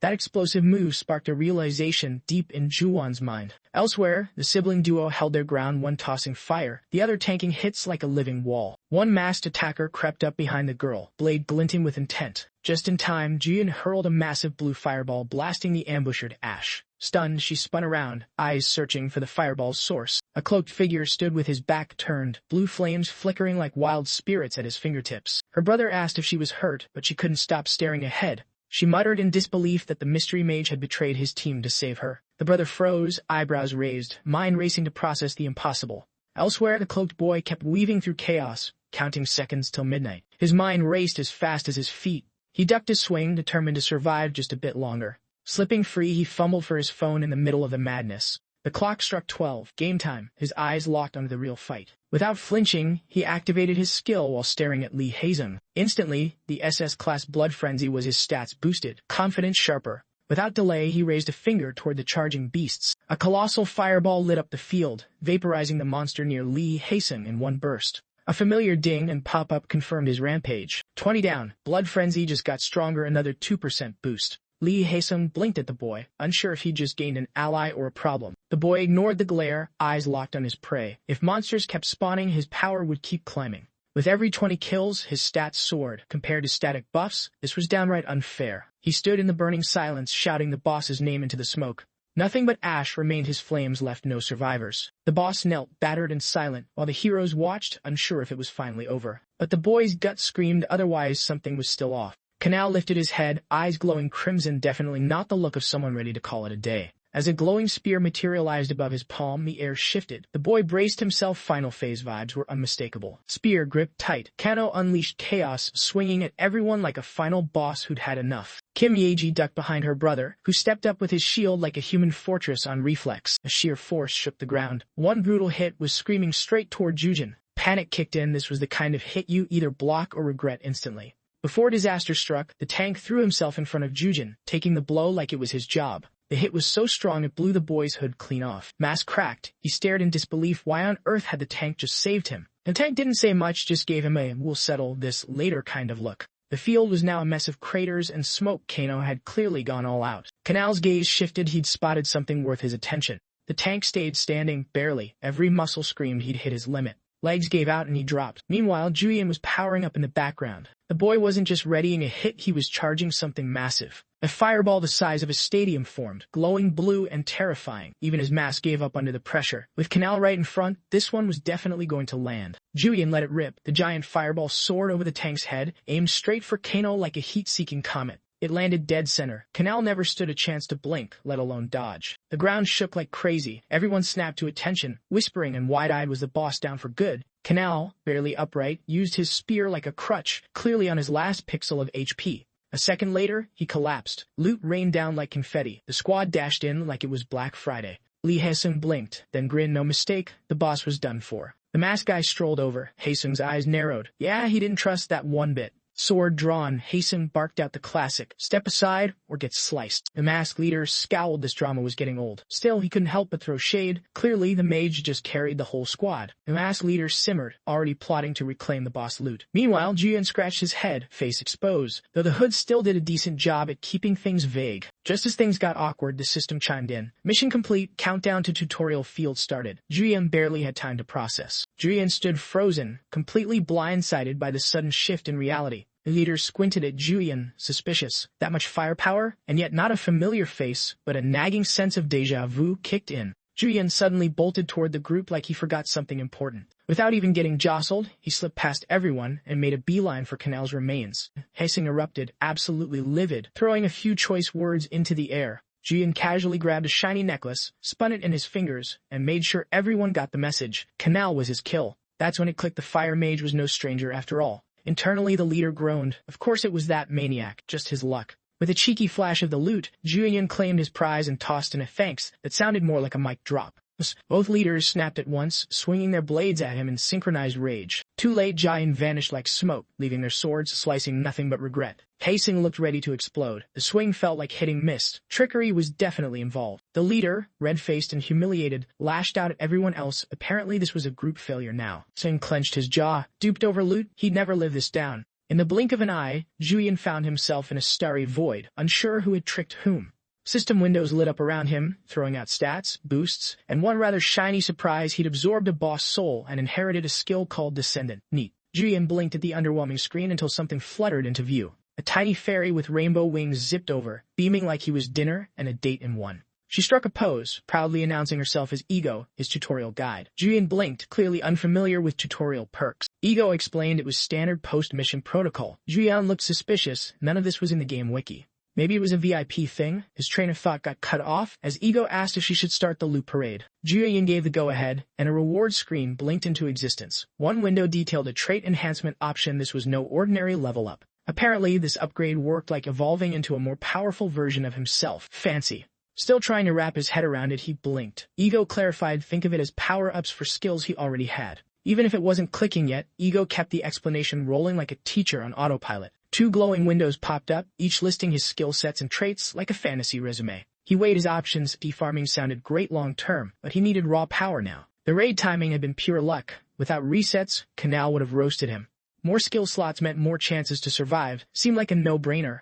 He picked sample from the skill copy tree, hoping it'd give him an edge. The upgrade kicked in hard. Now get 2 skill copies daily, with bonus recharge chances and instant level-ups. 2 per shot didn't wow him, but 4 a day, and maybe 8 with luck? His grin said it all. Ego floated closer with that. I've got more energy. He nodded eagerly. Out came a level C sword, flaming, flashy, and a little too on-brand for someone already stuck with fire powers. He popped open another box labeled Skillmaster. Felt oddly like opening loot in a game. The bonus mission was brutal, but the 10,000 SP reward, worth every drop of effort. He couldn't believe his luck. A new sub-attribute slid into place, D-ranked, but added random F-tier quirks to copied skills. He tilted his head, eyebrows raised. Bonus skill perks? Yeah, he'd take that. The real prize, though, that ominous-looking necklace, clearly hiding something wild. It was a powerhouse of an item, boosting everything, and turning near death into a magic-fueled comeback. Total cheat code. He straight up teared up. Stats like that deserve their own celebration. With the gear being this insane, he couldn't help but wonder how busted was the boss's actual skill. Descendant was no joke. A last-ditch transformation packed with buffs, full heals, and a touch of chaos. But with a 30-day cooldown, it was a break-glass-only deal. He remembered that last phase, the boss glowing like a final boss cliché. So that's what that was. Looking back, that reckless high-damage takedown had been his saving grace. Then he read the fine print and panicked. How was anyone supposed to beat that version of Kano? Sweating, he mentally filed Descendant under emergency only and turned to other plans. With over 20k SP banked, he dumped 15k into upgrading copy and hit the jackpot. 3 auto-copies per day, level boosts, recharge chances. It was raining skills. He didn't stop there, Spliff flew out as he boosted everything tied to skill copy, including the sub-attributes, efficiency level 2, even slashed mana cost. He confidently noted that investing in efficiency pays off, while the little fairy Ego cheered enthusiastically at the boy's steady progress. He quickly upgraded the blessed skill to level 2, unlocking a random level E attribute to boost his copied skill. Yoo-Ju-yeon flashed a confident grin and struck a pose, determined to evolve his attributes for extra strength. A notification popped up. Daily missions had leveled up to at least E, delivering fresh challenges every midnight. Feeling triumphant, he declared daily missions would fuel steady growth. Ego cheered nearby, pom-poms in hand, hyping him up with a spirited, "You're amazing!" Completely drained, the young man collapsed, whispering relief that it was finally over and wondering if anything remained to do.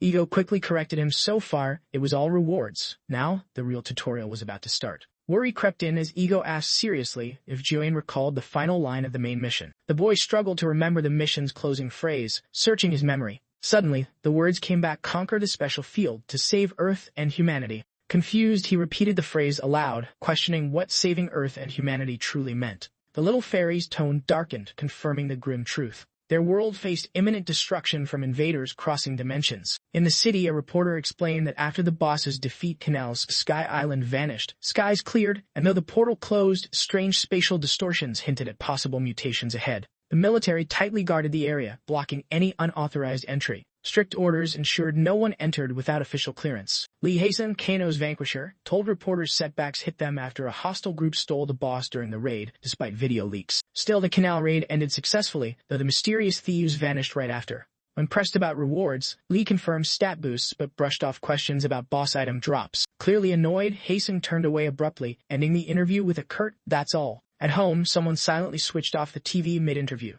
Kim Yi-ji sat on her sofa, having watched the full interview, sighing as something weighed on her mind. While training, her brother warned that if Lee-Hai's son caught that guy, elimination was likely. She repeatedly tried calling the protagonist, only hitting voicemail. Her brother wondered if her persistent calls to Joo-Yeon were wise, but she shrugged off doubts with a casual, "Who knows?" She guessed the cloak was typical mage gear, and if his main attack was Fireball, then well, things were about to get interesting. The scene shifted abruptly, setting a new tone. Kim Yi-ji's phone rang, displaying Joo-Yeon's name. She eagerly picked up and put the call on speaker, anticipation clear. Kim Yi-ji cut straight to it, asking if Joo-Yeon was the mysterious mage from the Kino raid. Joo-Yeon fumbled, denying involvement despite Kim's insistence she'd recognized his magic gear from the raid, but he claimed he wasn't there. Kim Hye-ji stood firm in her belief, but Joo-Yeon stuck to his story, apologized for missing the raid, and abruptly ended the call. The excuse was ridiculous bath time interruption. Both siblings stared at the phone, baffled by Joo-Yeon's response. Still soaking, Joo-Yeon hung up in irritation, muttering that this would probably end the calls. Ye-ji bombarded his phone relentlessly, pushing Joo-Yeon to finally call back just to get some peace. Joo-Yeon sighed, already worn out by these strange, non-stop conversations cluttering his mind. He recalled Ego the fairy's words echoing in his thoughts.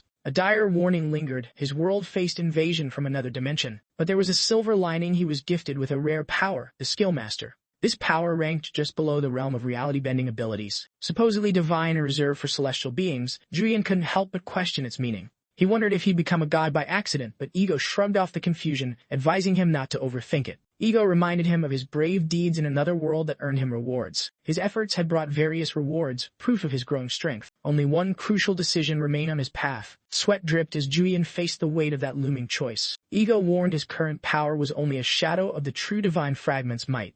A hero carries the world's weight. His power could either sleep or awaken, depending on his will. The choice, merely survive burdened, or rise to save the world and accept the heavy gift. Ego soothed his nerves, reminding him salvation wasn't the only option or a strict duty. It was simply one path among many, as always in life's complex game. Still soaking in the tub, he shrugged off any talk of salvation, deciding instead to reward himself with chicken and beer after the bath priorities after all. Meanwhile, at Kim Hee-ji's place, her tablet buzzed with intriguing info that grabbed her full attention. She was busy dissecting Joo-Yeon's skills, labeling him a fiery psychopath, convinced her sharp instincts nailed his unsettling edge. Despite her intense focus, solid proof still eluded her. Her brother crept closer, but she stayed lost in thought, mumbling doubts under her breath. She decided a face-to-face meeting was necessary, prompting her brother to finally break the silence with a question. Curious, he asked about her fixation on Joo-Yeon, and she laid out her reasoning. She pointed out how even top-ranked hunters risk death daily in dangerous zones. Since elimination was inevitable, she aimed to be the best, and that meant recruiting someone exceptional, even a psychopath, to her team. Her brother surrendered to the mystery of her mindset, unable to wrap his head around it. Gently, he advised her to cool down and avoid impulsive moves if she truly wanted to excel. Confident, she shared her deductions, walking through each clue that painted Ju-yeon's profile in vivid detail. She figured Ju-yeon vanished after stirring trouble, likely cautious, low-level, avoiding Seoul's hotspots. Desperate and careless, had hunt in a nearby Class D spider cave. Her brother sighed, doubtful such perfect guesses happen. Trusting her instincts, they went hunting, and what her brother saw next defied all logic. Kim Hye-ji confronted Ju-yeon right at the spot she predicted. Ju-yeon scrambled to explain, but his brother just couldn't believe he actually showed up. She smiled, aiming to calm him, but clearly wasn't fooled, urging him to drop the act and confess. Ju-yeon stuck to his story despite her disbelief. Frustrated, he wondered why she was acting so suspicious. He found the whole thing ridiculous. Her brother viewed the scene as chaos, one hunter tangled up by a stubborn kid, before loudly offering 500 per hour to cut the drama short. Ju-yeon blinked in confusion as the brother repeated the deal. 500 an hour, ready to move. The brother shrugged off Ju-yeon's protests, warning convincing Kim Hye-ji was a lost cause. Hauling Ju-yeon off, the brother reminded him about their debt deal, a fact Ju-yeon couldn't deny. Ju-yeon surrendered, agreeing to the plan, clueless about the debt but willing to go along. The 500 per hour offer sealed the deal, no questions asked. Kim Hye-ji, pumped up, declared it was time to hit the field immediately. Ju-yeon paused with hesitation, but the girl cut in, prompting him to awkwardly admit a quick detour. He sheepishly confessed a bathroom break was needed. The siblings froze, and the brother recalled her notes. Ju-yeon's irritable bowel syndrome. Internally, Ju-yeon lamented being officially branded the poop crazy guy. The group headed into the spider-infested cave, ready to hunt.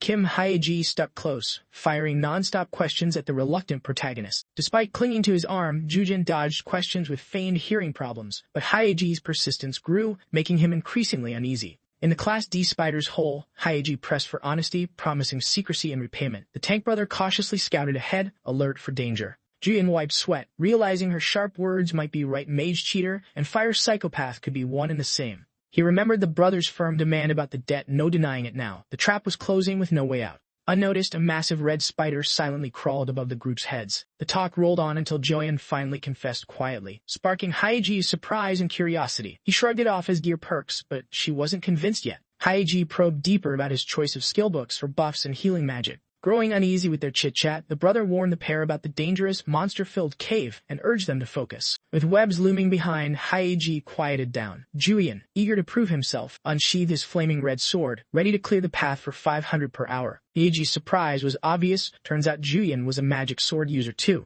Ju-yeon admitted he settled for the sword due to budget limits but was ready to test its magic power. The sword suddenly shifted from fiery red to icy blue, confusing Hye-ji, while Ju-yeon demonstrated his skill mastery by casting a powerful ice spear. The ice spear pierced enemies within 20 meters, demanding serious mana. Ju-yeon thrilled at combining multiple skills in battle. He enhanced the spear with a poison effect lasting 3 minutes, adding tactical depth but needing a conductive medium and extra mana. The poison spear struck the giant web, felling dozens of spiders in one shot. Hundreds more lingered beyond, but Ju-yeon kept the poisonous ice assault relentless. His eyes glowed green with fierce focus as he prepared his next move. He activated Catalyst, a skill that intensifies poison layers into critical damage, demanding hefty mana but promising devastating results. Sheathing his sword, Ju-yeon noted Catalyst's power. The brothers gaped at the fallen spiders. Ice magic impressed, but caution was needed. Fireball might be off the table for now. Hye-ji was stunned, realizing Ju-yeon wasn't the fire mage she expected. He admitted as much quietly. Ju-yeon explained Fireball's weakness, but Hye-ji remained skeptical and intrigued, wondering about his true nature.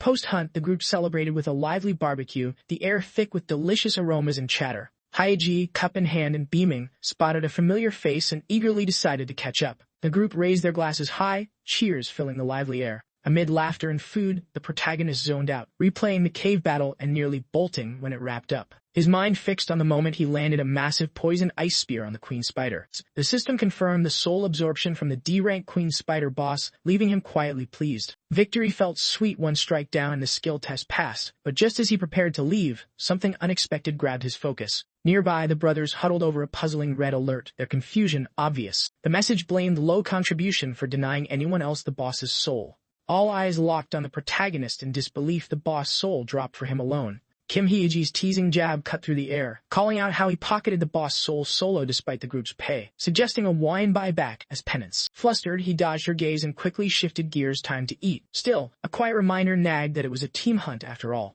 With Kim Ye-ji's steady stare pinned on him, he mentally prepared to stay calm and pour another drink. Kim Ye-ji set down her empty cup with flair and urgently beckoned him. Slurring and red-faced, she made a wild proposal to bring him back to life. Watching the chaos, he mused how friendships had tangled into brotherly confusion. Joo-yeon drifted to memories of raids with masked allies, tuned out as the girl rambled on. He reminded himself that monsters weren't the only threat. PvP battles, like those in Kano, posed equal risks. Kim Hye-ji insisted that strength wasn't everything. Field bosses demanded teamwork, never solo runs. Topping off his cup, she stressed that whether foes were human or beast, the dangers stayed the same. Shaky and clumsy, she spilled her drink, sparking visible nerves from the protagonist. Dripping and dramatic, she warned against solo hunts: no tank, no plan, and the nightmare of item taxes looming. The tank stayed stoic, munching away, while Hye-ji dug eagerly into her bag. She produced a bundle of papers, offering to handle the paperwork so he could hunt worry-free. Surprised, he realized she meant business, a contract to seal the deal. She nodded firmly. She admitted trustworthy allies were rare in this harsh hunting ground. Remembering their recent Heinle raid, she emphasized their shared struggles.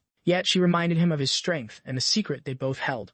Kim Hye-ji enthusiastically explained how monsters drop loot and hunters leave their mark, hinting at the climb to the top. She confessed she'd rather hunt solo than be just an extra, valuing contribution over survival. Nearly thrusting the contract at him, she dangled a private hunter's apartment as the prize. She added with a wink, "The world's most beautiful woman lives right next door." The brother caught on Kim Ye-ji was pulling out all stops to recruit him. Skeptical, he guessed who the beauty was. Hye-ji, fully confident, claimed the title for herself. Silence fell as everyone awaited Joo-yeon's call. He admitted the offer was too good to pass. Before second thoughts hit, he blurted a quick yes, making Hye-ji light up with excitement. His brother facepalmed, urging her to sit and stop embarrassing herself. Joo-yeon signed, and Hye-ji laid out the plan. Group gets scheduling priority, and she'd manage all off-field chores. Brandishing a card, she said it covered all expenses and promised to handle his hunting income just a call away for help. He accepted the card, still dazed, scanning his surroundings like this was some surreal dream. Settled in a new apartment overlooking the city, he soaked in the moment, thrilled and feeling everything just clicked. His mind raced ahead, picturing success. This contract was a total game-changer. Solo hunts were messy, but he couldn't ignore that. Despite past awkwardness, she was offering real support. He admitted quietly she was attractive and now his personal manager. Soon he felt no envy toward Muhammad Al anymore. His luck was turning. Since gaining the skill, things had clicked just as notifications popped up on screen. At midnight, alerts announced the Chaos Combat skill upgraded from SS to X, boosting its power impressively. Thrilled, he celebrated the high-level success, relieved to never have to face Lee Hae-sung again. Ready to try out the ice spear, he paused. Something was about to happen. Her words echoed, "You're strong after all," fueling his confidence. He planned mentally that combining Fireball with Blood Combat X would skyrocket his damage. Calling Kim Hye-ji suddenly, he caught her off guard just as she tried to leave. With firm resolve, he declared it was his turn to lead them into battle. The video of a girl tossing fireballs played on Joo-yeon's phone as he realized he might have been too relaxed lately, bracing for what's next. Ye-ji prepared quietly while her brother kept a watchful eye on her. Concern crept in as he questioned if the three of them alone should tackle a C-rank field. Level 36 and eager, Hye-ji looked forward to seeing how the team would handle the challenge. Joo-yeon joined the chat just as doubts were brewing. He quickly assured them the level range was solid, though secretly, Joo-yeon worried most about Hye-ji's brother, who wasn't convinced. The brothers frowned deep, and system recommendations were just rough guides. Real success depended on teamwork and setup. Still, Joo-yeon stayed confident, ready to grab all the experience points with his new skills and prove nothing could stop them. Eventually, the team reached the C-rank Unesu Creation Forest, known for its tricky terrain. The forest teemed with mutated plant monsters, making it perfect for groups with powerful area attacks, though Joo-yeon had other ideas. Joo-yeon skipped the usual strategy, immediately unleashing a massive fireball upon arrival. The blazing sphere slammed into a wooden monster, shattering it instantly. Hye-ji admired the fiery blast while Joo-yeon grinned, knowing fire was just right for these foes. That 10% fireball boost had Joo-yeon practically dancing, feeling unstoppable. Joo-yeon focused on copying energy combat skills for crowd control, kept a backup handy, and tested copying techniques via body cam. 2 magic circles sparked, sending a fiery wave over the monsters, the showy finisher Joo-yeon had been saving. Lost in his skill-copying fantasies, Joo-yeon's wild grin caught the wary eyes of his teammates. Hye-ji got uneasy and joined her brother, both realizing why Joo-yeon earned his psychopath reputation. The hunt rolled on smoothly, with Joo-yeon launching sun-hot fireballs, clearing monsters left and right. Meanwhile, a suited man watched from afar, quietly reporting through an earpiece. His feed streamed to a computer, where another confirmed the target's location, skills, and look. Suddenly, a knife whirled through the air, smashing the computer screen. Furious, the knife's owner fumed over the target's brazen return, pondering if this reckless move deserved a swift end, unaware of a hunt looming on him. Joo-yeon pushed deeper into the forest, torching wooden monsters with blazing fires. After the hunt, mutant trees lay charred, while gems and loot glittered on the forest floor. Joo-yeon eagerly gathered gems and noticed his level had jumped from 15 to 17, a satisfying progress boost. Amid the ashes, something solid caught Joo-yeon's eye, breaking the monotony of burnt debris. He pulled it out expecting loot but froze when it turned out to be a skeleton instead. His smile vanished, replaced by stunned disbelief. Yeji and her brother caught the distant scream and spun around, alarmed. They rushed over to Joo-yeon, who trembled, struggling to explain how he found a body after lowering his guard. Haiji quickly calmed him down, dismissing any chance the fire skill caused the skeleton. Studying the bones, she guessed the victim was robbed and left defenseless, not just a random casualty. With a sigh, Haiji suggested reporting it to the cleanup squad, her calm revealing tough experience with such field tragedies. Tracking the culprit seemed hopeless. Joo-yeon swallowed hard, unfamiliar with this harsh reality, and wondered if Haiji had faced such danger herself. Yeji admitted she had, recalling a sharp memory. A bald teammate had unexpectedly turned on her with an axe. Joo-yeon grew more shocked. Monster hunts made enemies obvious, but humans were trickier. Monsters were all enemies, but humans? They could stab you in the back for loot or worse. Haiji flashed a playful, slightly vain smile as she wrapped up her story. She admitted to knowing her worth, leaving Joo-yeon amused at her unexpected vanity. Then she sobered, explaining it was her first real fight to survive against a teammate. Her brother stood quietly, taking in the weight of her tale. He stayed silent, the tension thick in the air. Haiji chuckled, recalling how her attackers practically asked for defeat. No surprises there. Wrapping up, she warned Yoo-yeon to stay sharp. Lunatics were never far in these fields. She offered her brother as backup when things got messy. Joo-yeon arrogantly dismissed the danger, claiming he could handle even the toughest foes, which made Haiji laugh at his boldness.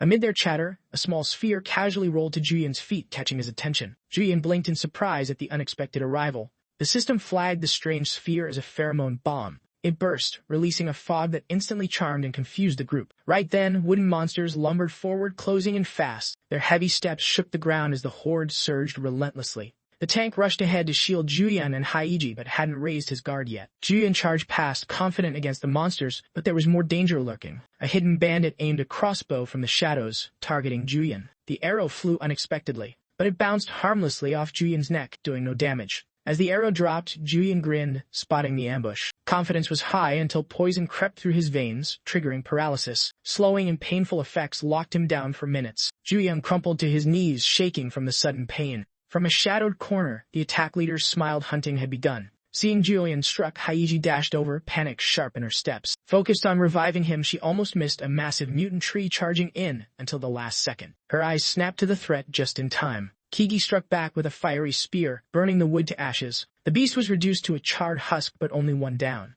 The rest of the horde pressed on, unmoved. Haiji gritted her teeth. Too many monsters for the area. Protecting Joo-yeon meant they needed a quick plan. Her brother slung Joo-yeon over one shoulder, shield raised, forging a path through the horde. The tank led the way, pushing the group through the mutant forest. Yeji backed him up, casting fire spells wildly. Energy be damned. As they advanced, another sphere rolled in. Haiji's brother caught it with his shield just in time. She reacted faster, unleashing a fiery storm in a flash. The grenade disintegrated before it had a chance to blow. The thrower scowled, clearly annoyed by their interruption. He accused them of fleeing, backed by mercenaries ready to pounce. Kigi's brother demanded his name, but silence was the only reply.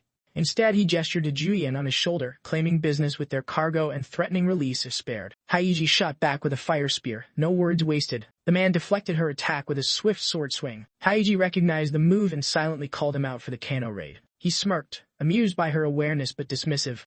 His cold glare said it all. She was next on the chopping block. A deadly aura flared, leaving no doubt about his lethal intent. With a nod, henchmen readied another pheromone bomb. The sphere exploded on impact, spewing the same toxic lure. That gas was the call that summoned the mutant trees. A fresh wave of monsters quickly gathered. Haiji and her brother braced themselves, teeth clenched at the oncoming threat. The monsters closed in fast, barreling toward them without hesitation. The tank carried Joo-yeon in one arm and battered away a monster with his shield. Haiji poured her energy into fire magic, blasting any that got near. Joo-yeon groaned, pain gripping him tight. Despite their efforts, his body refused to obey. His skin burned fiercely, confusion mounting over how things spiraled so fast. Doubt crept in. Was this the end? Trying to process it all, he snapped back to reality as a drop of blood splattered his face. The tanker dropped to his knees, wounded and tired, with Haiji nursing a shoulder injury, yet the monster horde lay defeated before them. Joo-yeon was baffled by their survival until Haiji's earlier warning about hiding behind her brother came back to him. Her advice wasn't empty. Trembling, Joo-yeon realized he truly needed that backup.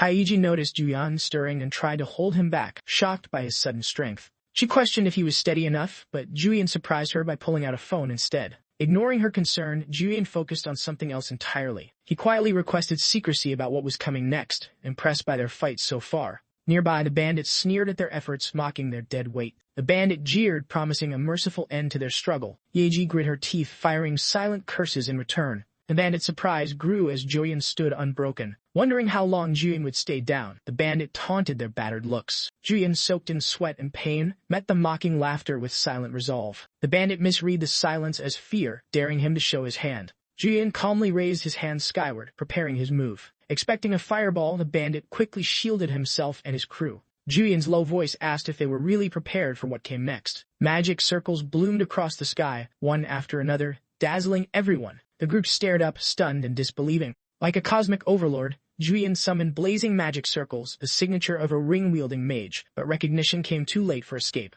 With a steady gaze, Joo-yeon unleashed his meteor rain ability. Fiery boulders poured from the sky, scorching everything below. The bandit shattered his shield, charging Joo-yeon, betting the mage wouldn't risk everyone with such a move. The bandit swung wildly, but Joo-yeon's whispered, inner fury froze him mid-strike as chaos took hold. The bandit was locked in place, powerless, as meteors rained down around him, an unforgettable sight for all. The hunting ground had never seen such destruction. Meteors fell like the sun crashing down, then vanished instantly. All that remained were scorched craters, one hiding a vanished bandit and his swords. The bandit who'd challenged Joo-yeon was gone, leaving the siblings stunned and oddly untouched. After unleashing his power, Joo-yeon's strength quickly drained. He collapsed with relief, silently cheering their survival. Joo-yeon knew teleportation was the real lifesaver that day.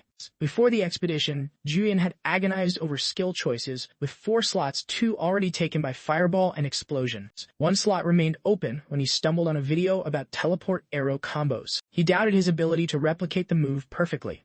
Still, he copied teleportation just to be safe. The teleport trait required marking a target, then both would vanish to a new spot. Confusing at first, Joo-yeon soon saw it as mass teleportation. He locked it into his last free slot without hesitation.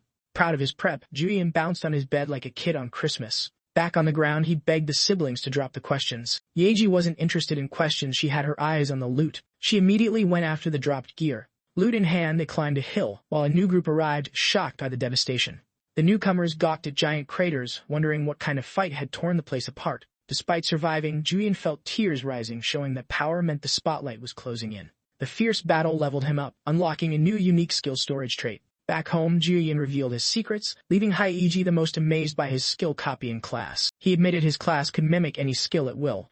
Kiki's shock turned to understanding, finally piecing together how he juggled healing, damage, and buffs so smoothly. She realized with a mix of awe and chagrin that Joo-yeon could even replicate her own skills, and he did. Haiji asked if Joo-yeon could copy her brother's skills, and he confirmed though without the right gear, using them would be tricky. She treated this like a rare treasure. Haiji's eyes gleamed with curiosity, eager to know just how many skills Joo-yeon could mimic. Joo-yeon quickly shut that line of questioning down, keeping some secrets close. Yeji's brother wasn't interested in classes. He pressed Joo-yeon about the attackers' identities. Joo-yeon considered and guessed the attackers might be linked to the Kainal raid group. Yeji shared her own tip on the attacker's identity. She narrowed her eyes and blamed the Raider Guild for the chaos. Haiji checked if Joo-yeon knew of the group hoarding boss monster loot, and Joo-yeon had. Kiki added that the Raider Guild once tried recruiting them with tempting offers. It promised boss item rights, but Joo-yeon wasn't sure how that tied to the attacks. Haiji cut to the chase. The attackers' loot included rare boss items, likely from a powerful global guild with an unknown leader. Making enemies meant trouble ahead.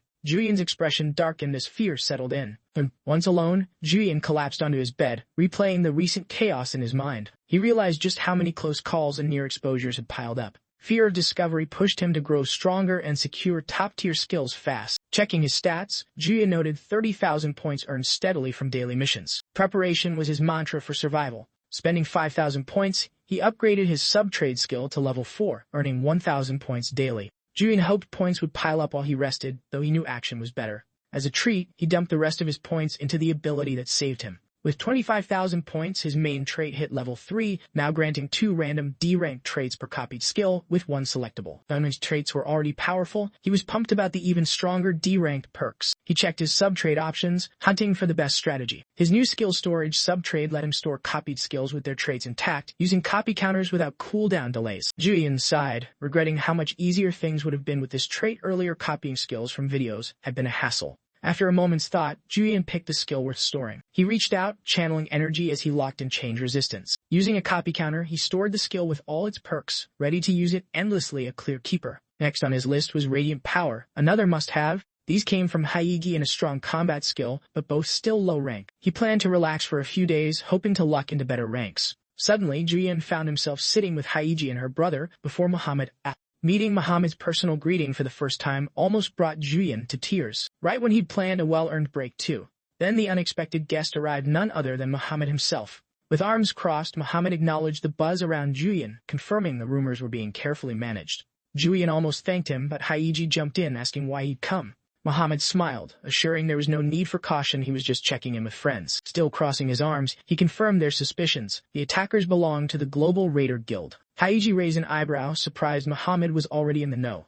Muhammad revealed he was already at war with them and had scooped some intel. The raiders were secretly meeting at Gunjam's ski resort, hunting a lost treasure from their leader. The group blinked, stunned by the talk of huge money involved. Still shocked, Haegi broke the silence again. She wondered aloud why Muhammad shared this instead of acting solo. Muhammad's reply annoyed her. He couldn't act openly without drawing unwanted eyes. His secretary reminded him of his next meeting. He sighed, frustrated the important talk ended so fast. Before leaving, Muhammad left Ju-yeon with a parting thought. How he used this info was his call. Whether he fought alongside Muhammad or simply protected himself was entirely Ju-yeon's choice. Muhammad just wanted to see what Ju-yeon's decision would be.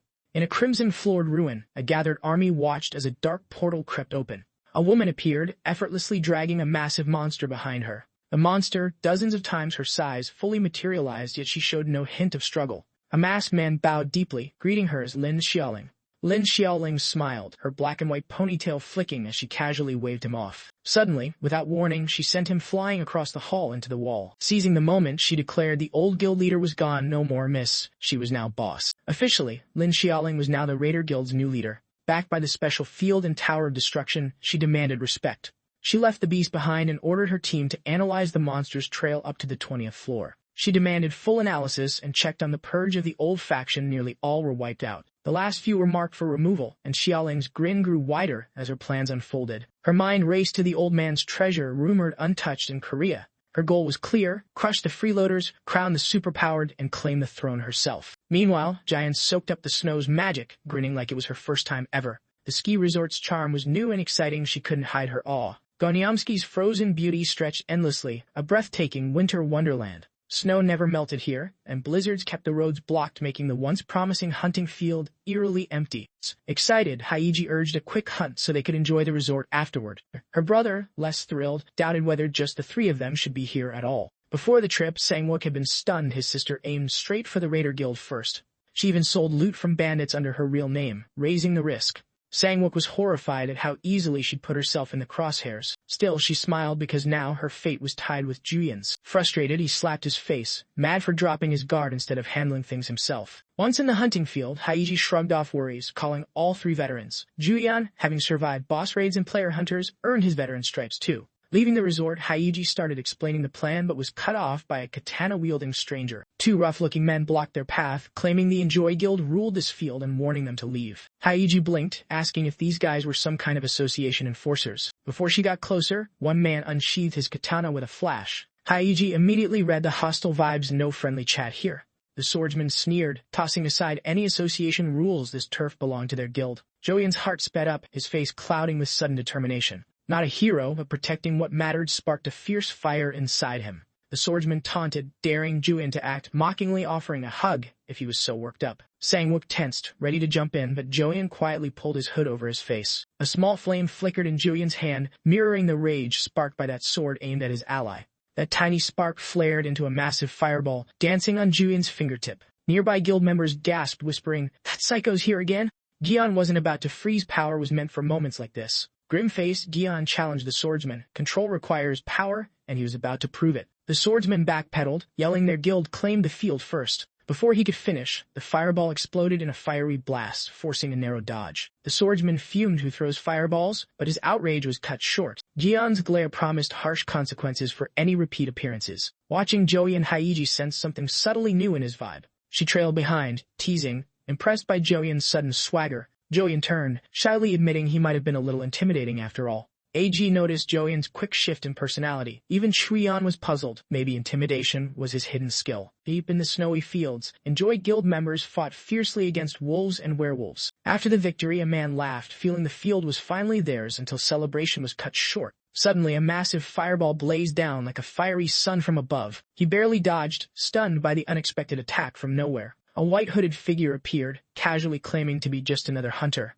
The man snapped back about warnings and guild control, but the hooded figure stayed unfazed. The hooded figure responded with a grim, knowing smile. The Enjoy Guild leader sighed, telling his men to retreat. This fight wasn't worth it against level 40 foes. Removing his hood, a gray-haired man challenged the guild with a serious glare. The real question was who'd leave first. Suddenly, more attackers burst from the snow, blades flashing. The Enjoy Guild tried escaping, but were quickly cornered by the relentless assailants. The gray-haired leader sneered at the defeated, while a green-hooded ally apologized for the late intel about the Enjoy Guild's control. Unfazed, he ordered a split team to hunt down anyone blocking their path, ensuring no interruptions. His gaze locked on a towering mountain far ahead. Their goal, the deepest, highest point of the hunting grounds, the place rumored to hold the coveted imitation bracelet. Meanwhile, Yoo-Ju-yeon and Haiji enjoyed the snow, oblivious to the chaos unfolding inside. The brother wore a serious look, already plotting their next move after entering. He reminded the group the Raiders Guild was bigger and a preemptive strike needed. How to spot them apart from Enjoy? The group paused, thinking hard. A clever idea surfaced. Raiders cared more for loot than monster XP. That thought sparked a sly smile on Jo-yeon's facepalm brewing. The Raiders Guild ruled quietly, masks hiding their faces, blending in. Moving toward the mountains, the group caught sudden noises nearby. Wolves and werewolves suddenly swarmed in growing numbers. The monsters formed a horde, while Jo-yeon and crew admired the snowy vista payback time.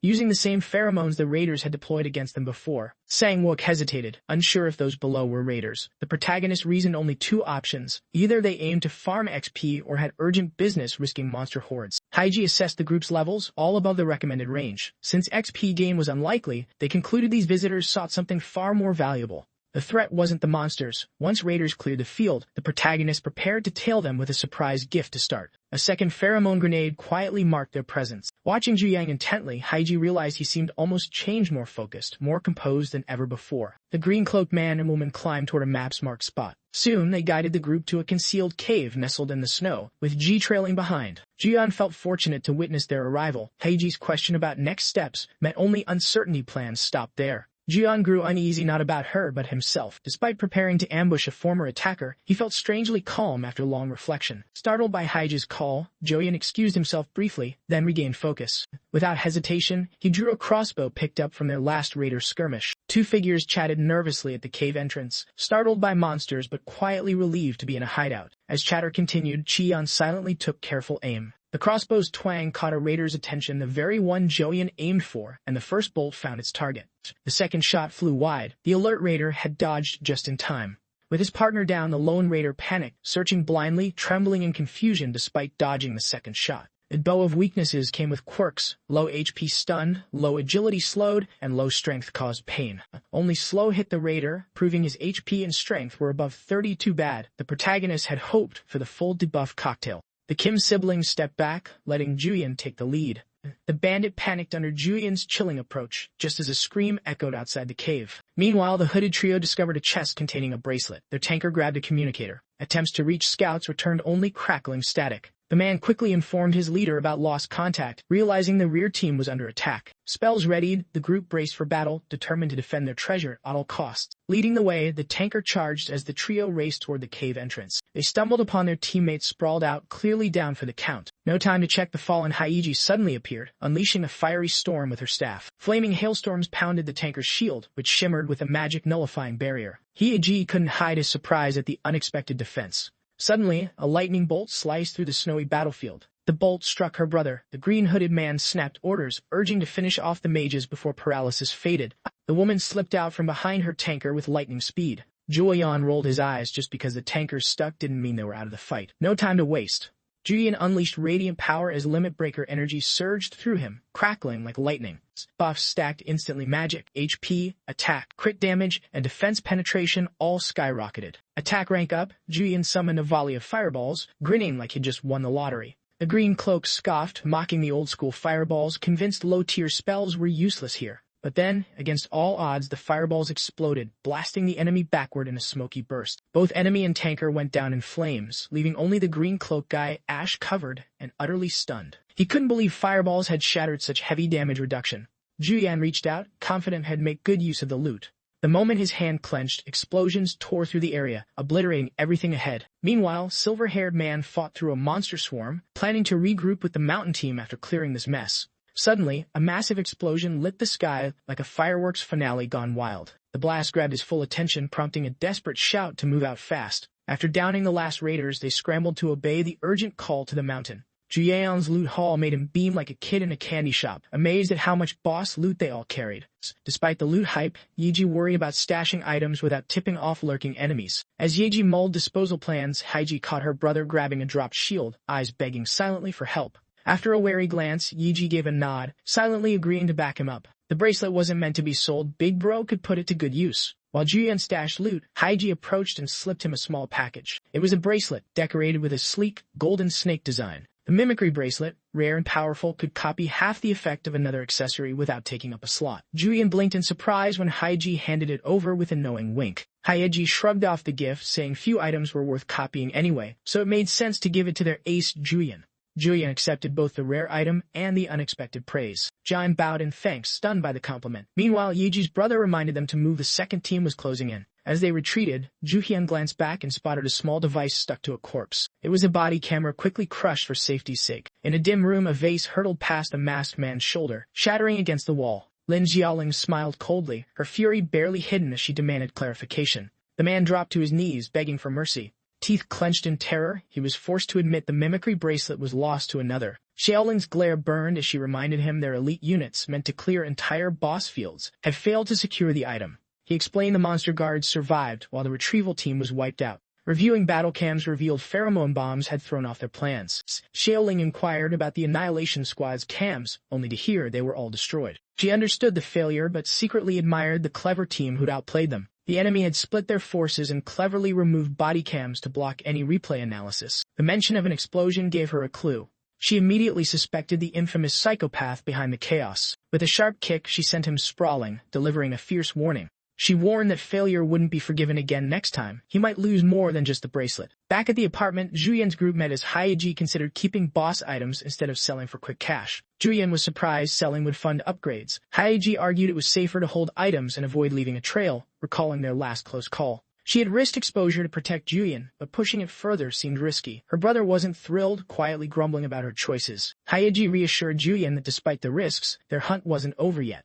While jotting notes, Haiji double-checked Joo-yeon's level, reminding him fields were sorted in 10-level brackets and asking about the max level for F-rank rewards. Joo-yeon raised a hand like a good student and confirmed level 20 was the F-rank cap. Next question, please. Next, she asked about boss kills. Joo-yeon counted carefully on his fingers. He'd taken on D-rank bosses like Spider Queen, Lizard King, E-rank Mountain Python, and F-rank Black Bear. Also, the Flattened Crab, One-Eyed Crow, Digging Mole, and Cannel. The special boss didn't count, so Joo-yeon realized his F-rank monster tally was modest. With notes done, Haiji warned that leveling past the limit meant no more boss souls time to speed up. She projected a holographic map, plotting strikes on less crowded fields to stay under the radar. The solid plan had her buzzing, might as well snag all E-rank monsters while they were at it. The team set off to the first target field as planned. Their first boss encounter awaited. A sand dune monster guarded the vast Sonori field. It fell apart and snapped back together after each strike. Joo-yeon faced the boss, dodging fiery orbs circling the beast. Soon, Joo-yeon absorbed a sand giant fragment, gaining a health boost. Feeling stronger, Joo-yeon threw his arms up, celebrating the win.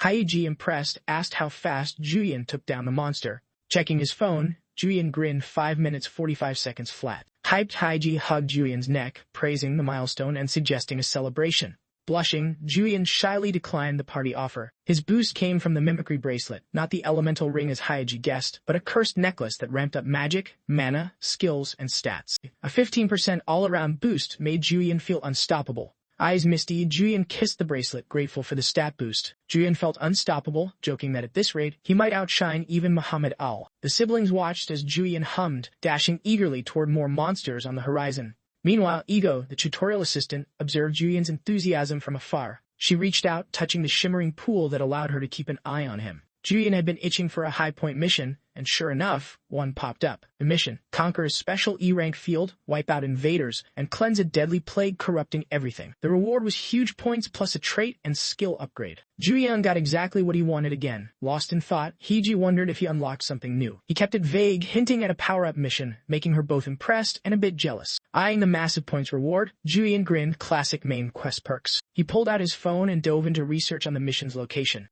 The field was 3 hours away by plane. Checking the climate next, Ju-yeon nearly dropped his jaw. The temperature was a brutal -40°C. Hearing about the special field, Mage Hye-ji was speechless, reminding Ju-yeon he barely cleared normal boss fights. Ju-yeon understood but shrugged. If the mission was absurd, he had no choice but to roll with it. Hye-ji warned he lacked raid leadership experience, and the special field's foreign location posed another challenge.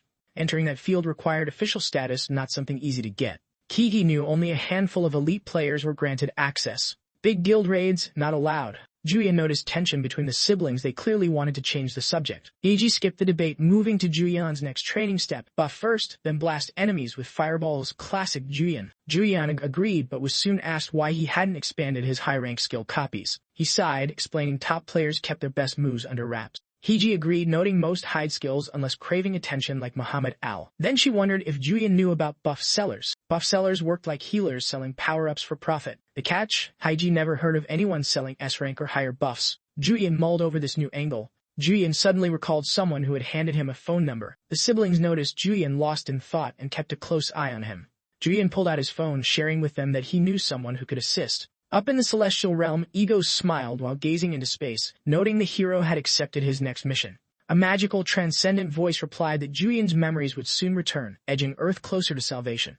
The being spotted Ego's distant gaze and asked about her worries. Ego secretly wished to see the hero who saved her world again. She longed to see that hero one more time, the one who had saved her original world. The being argued Ego was already seeing him now, but Ego doubted memories made a person, and the hero's past was gone. How could he still be the same? The being stayed silent before admitting the true self focused on dimensional balance. This version was just a projection. Ego quickly said that to her he was still the same, which the being accepted as proof he remained her hero. With a downcast look, Ego wondered if the hero's choices would stay true this time.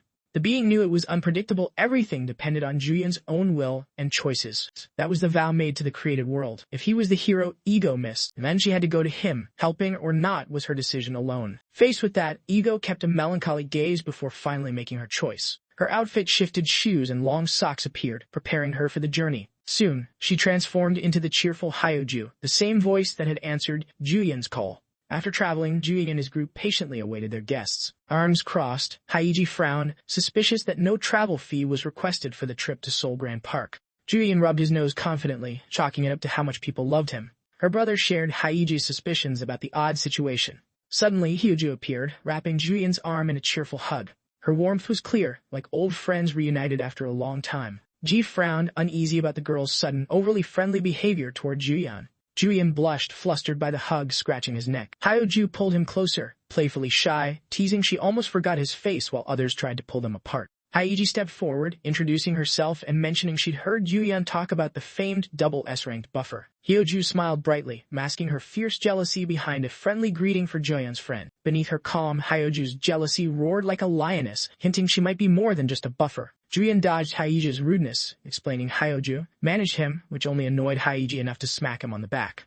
Sang-wook steadied Ju-yeon from stumbling and jumped in, insisting he needed an enchantment-type buff. Hyo-ju turned to Sang-wook, inquiring what buff he wanted and what he was willing to spend. Sang-wook helped Ju-yeon up and told Hyo-ju to negotiate directly with him, the sponsor. Ju-yeon stepped back, letting Hyo-ju take the lead in talks with Sang-wook. Hye-ji regretted not planning better, while Ju-yeon struggled to explain he wanted a double S-rank buff with instant stacked effects like a discount bundle for stats. The mood turned awkward as Ju-yeon fumbled for words describing something amazing. Despite the confusion, Hyo-ju nodded confidently, pretending to grasp every word. Suddenly, golden light enveloped Hyo-ju, and magnificent white wings unfurled from her back. Hyo-ju cast Celestial Harmony, a glowing angelic buff boosting nearly all stats by 10%, adding defense and magical power bonuses, with special effects scaling at higher magical power, lasting longer for double S-rank buffs. Ju-yeon immediately felt the powerful enchantment reinforce his body. The blessing also boosted skill efficiency, doubled buff durations, and cut skill costs. Hyo-ju smiled proudly, happy to empower her hero with such strength.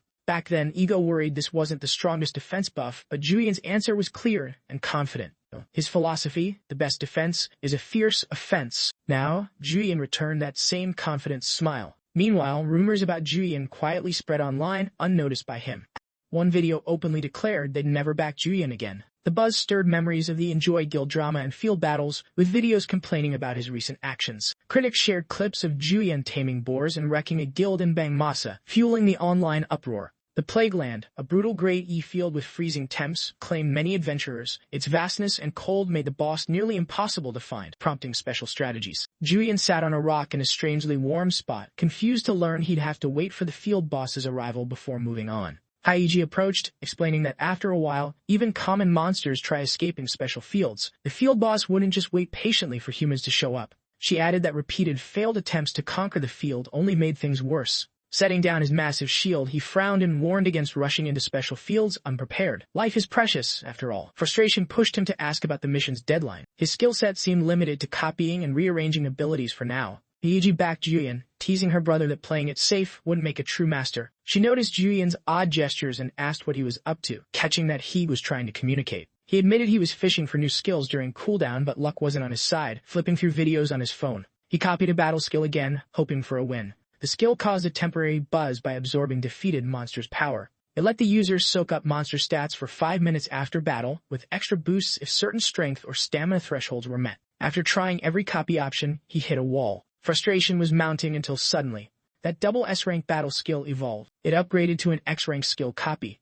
Nearby, Sang-wook told Yeji the main damage dealer had to be top tier for a deadly raid like this. The protagonist leapt in excitement over the X-rank skill, joking about dodging Haesung. The siblings vaguely recognized the mood, but focused back on plans. Foreigners were barred from these fields until Hebe's phone buzzed with news. She smiled as she picked up the call. The boys watched, intrigued by her affectionate reaction and promises on the call. Once off the call, a serious aura cloaked her urgent news from Haesung in the Korean guild. Her face lit up proudly. The special field was open to foreigners, with raids recruiting mages. Sang-wook grumbled about being left out, while the protagonist puzzled over why priests were called when mages were needed. He set the shiny new skill aside and zeroed in on getting ready. A crowd of users filled a grand theater, each taking their assigned seat. Joo-yeon, sitting with the siblings, admired the full building rental. Haiji smiled, noting all attendees were elite, so no test or field rental was needed this time. The protagonist teased, recalling the last event where nothing was done, wondering why the invitation came this time. As the siblings nearly sparred, a man confidently climbed the theater stage, commanding attention.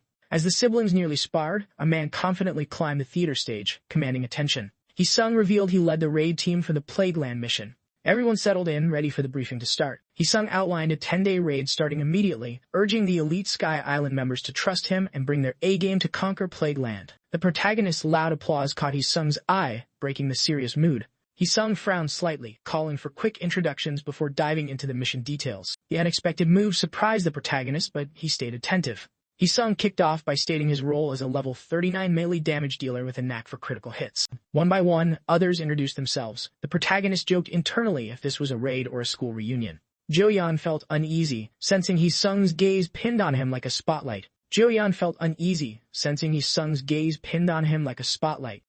gave his intro, stepping up as the team's tank. Then Haiji confidently declared her Fire Mage status and the fiery flame of the Apocalypse trait. Throughout the intros, Haesung's gaze roamed the room, sharp and calculating. The protagonist felt the spotlight on him like never before.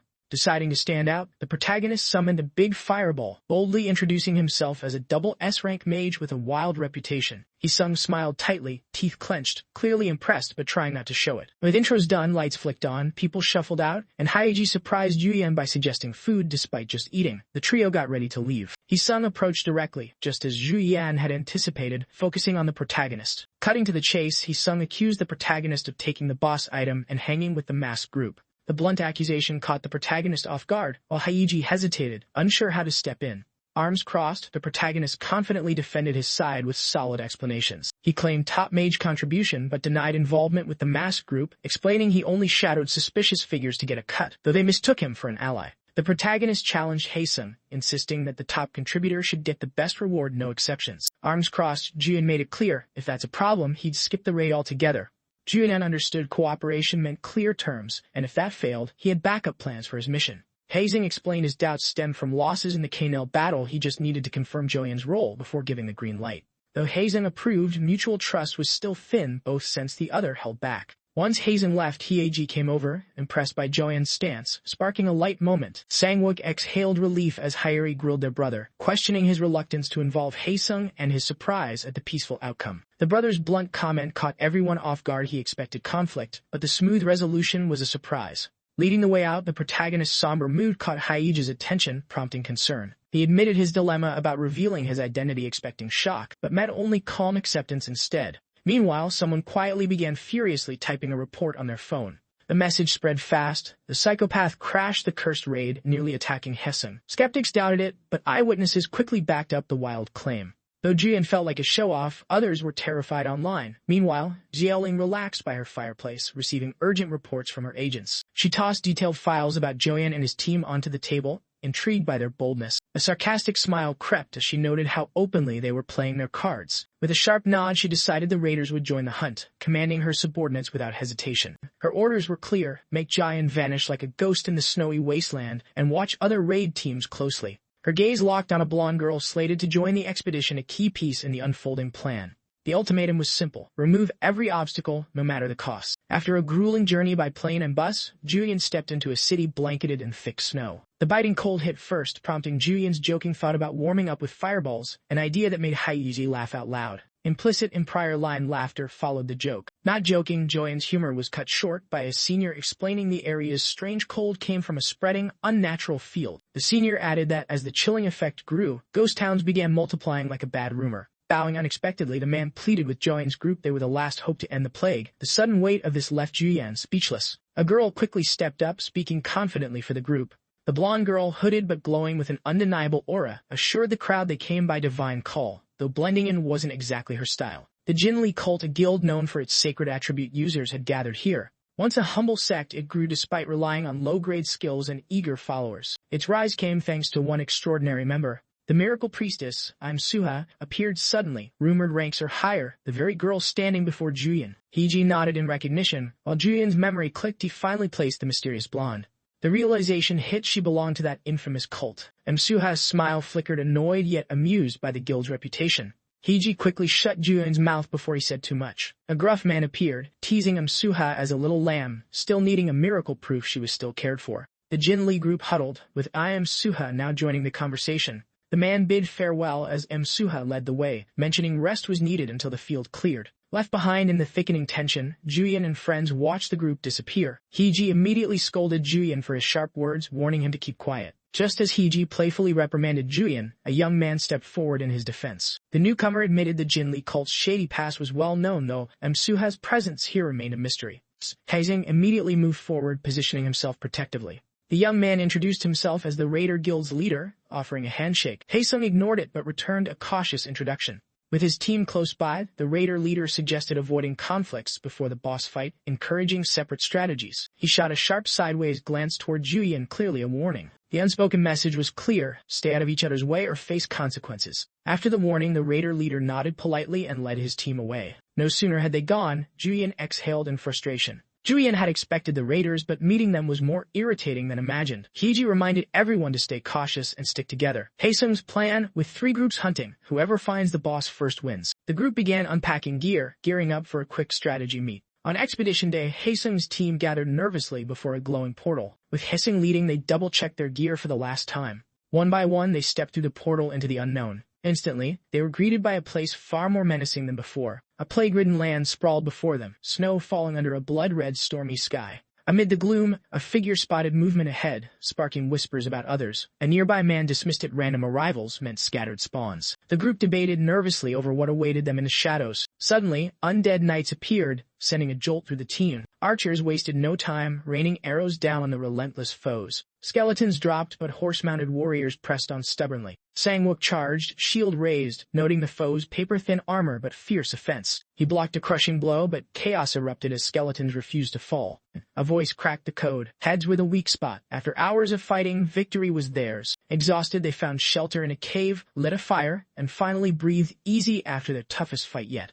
Exhausted yet grateful, Hyeji was glad the stash of mana potions held strong. Her eyes landed on Lee Haesung, effortlessly managing enemies solo with his skills. Haesung rose and called for a quick head count, keeping the team in check. Hyeji caught Joo-yeon's bright grin. The thrill of victory was clearly delicious. Joo-yeon's copied skill hit X rank, stacking a 2% stat boost per 20 monsters defeated, adding to a base 20% sweet math for battle gains. Joo-yeon dabbled with X skills earlier but was blocked by raiders. Now, passive perks like change resistance and radiant power boosted his edge. Thanks to support Mage Hooju and fresh skills like celestial performance, his power kept climbing. Passing 150 magic power points, Joo-yeon unlocked new attack ranks. Gian was happy the upgrades didn't stop. Radiant power had a hidden gem. At 150 magic points, only rank A or above enhancements kick in, making the build seriously elite. Sangwook warned Joo-yeon not to get too cocky this time. Joo-yeon smiled back, confident, mentioning he'd even copied teleport magic just in case. Amid their chat, Haesung shot a serious look, snapping for attention.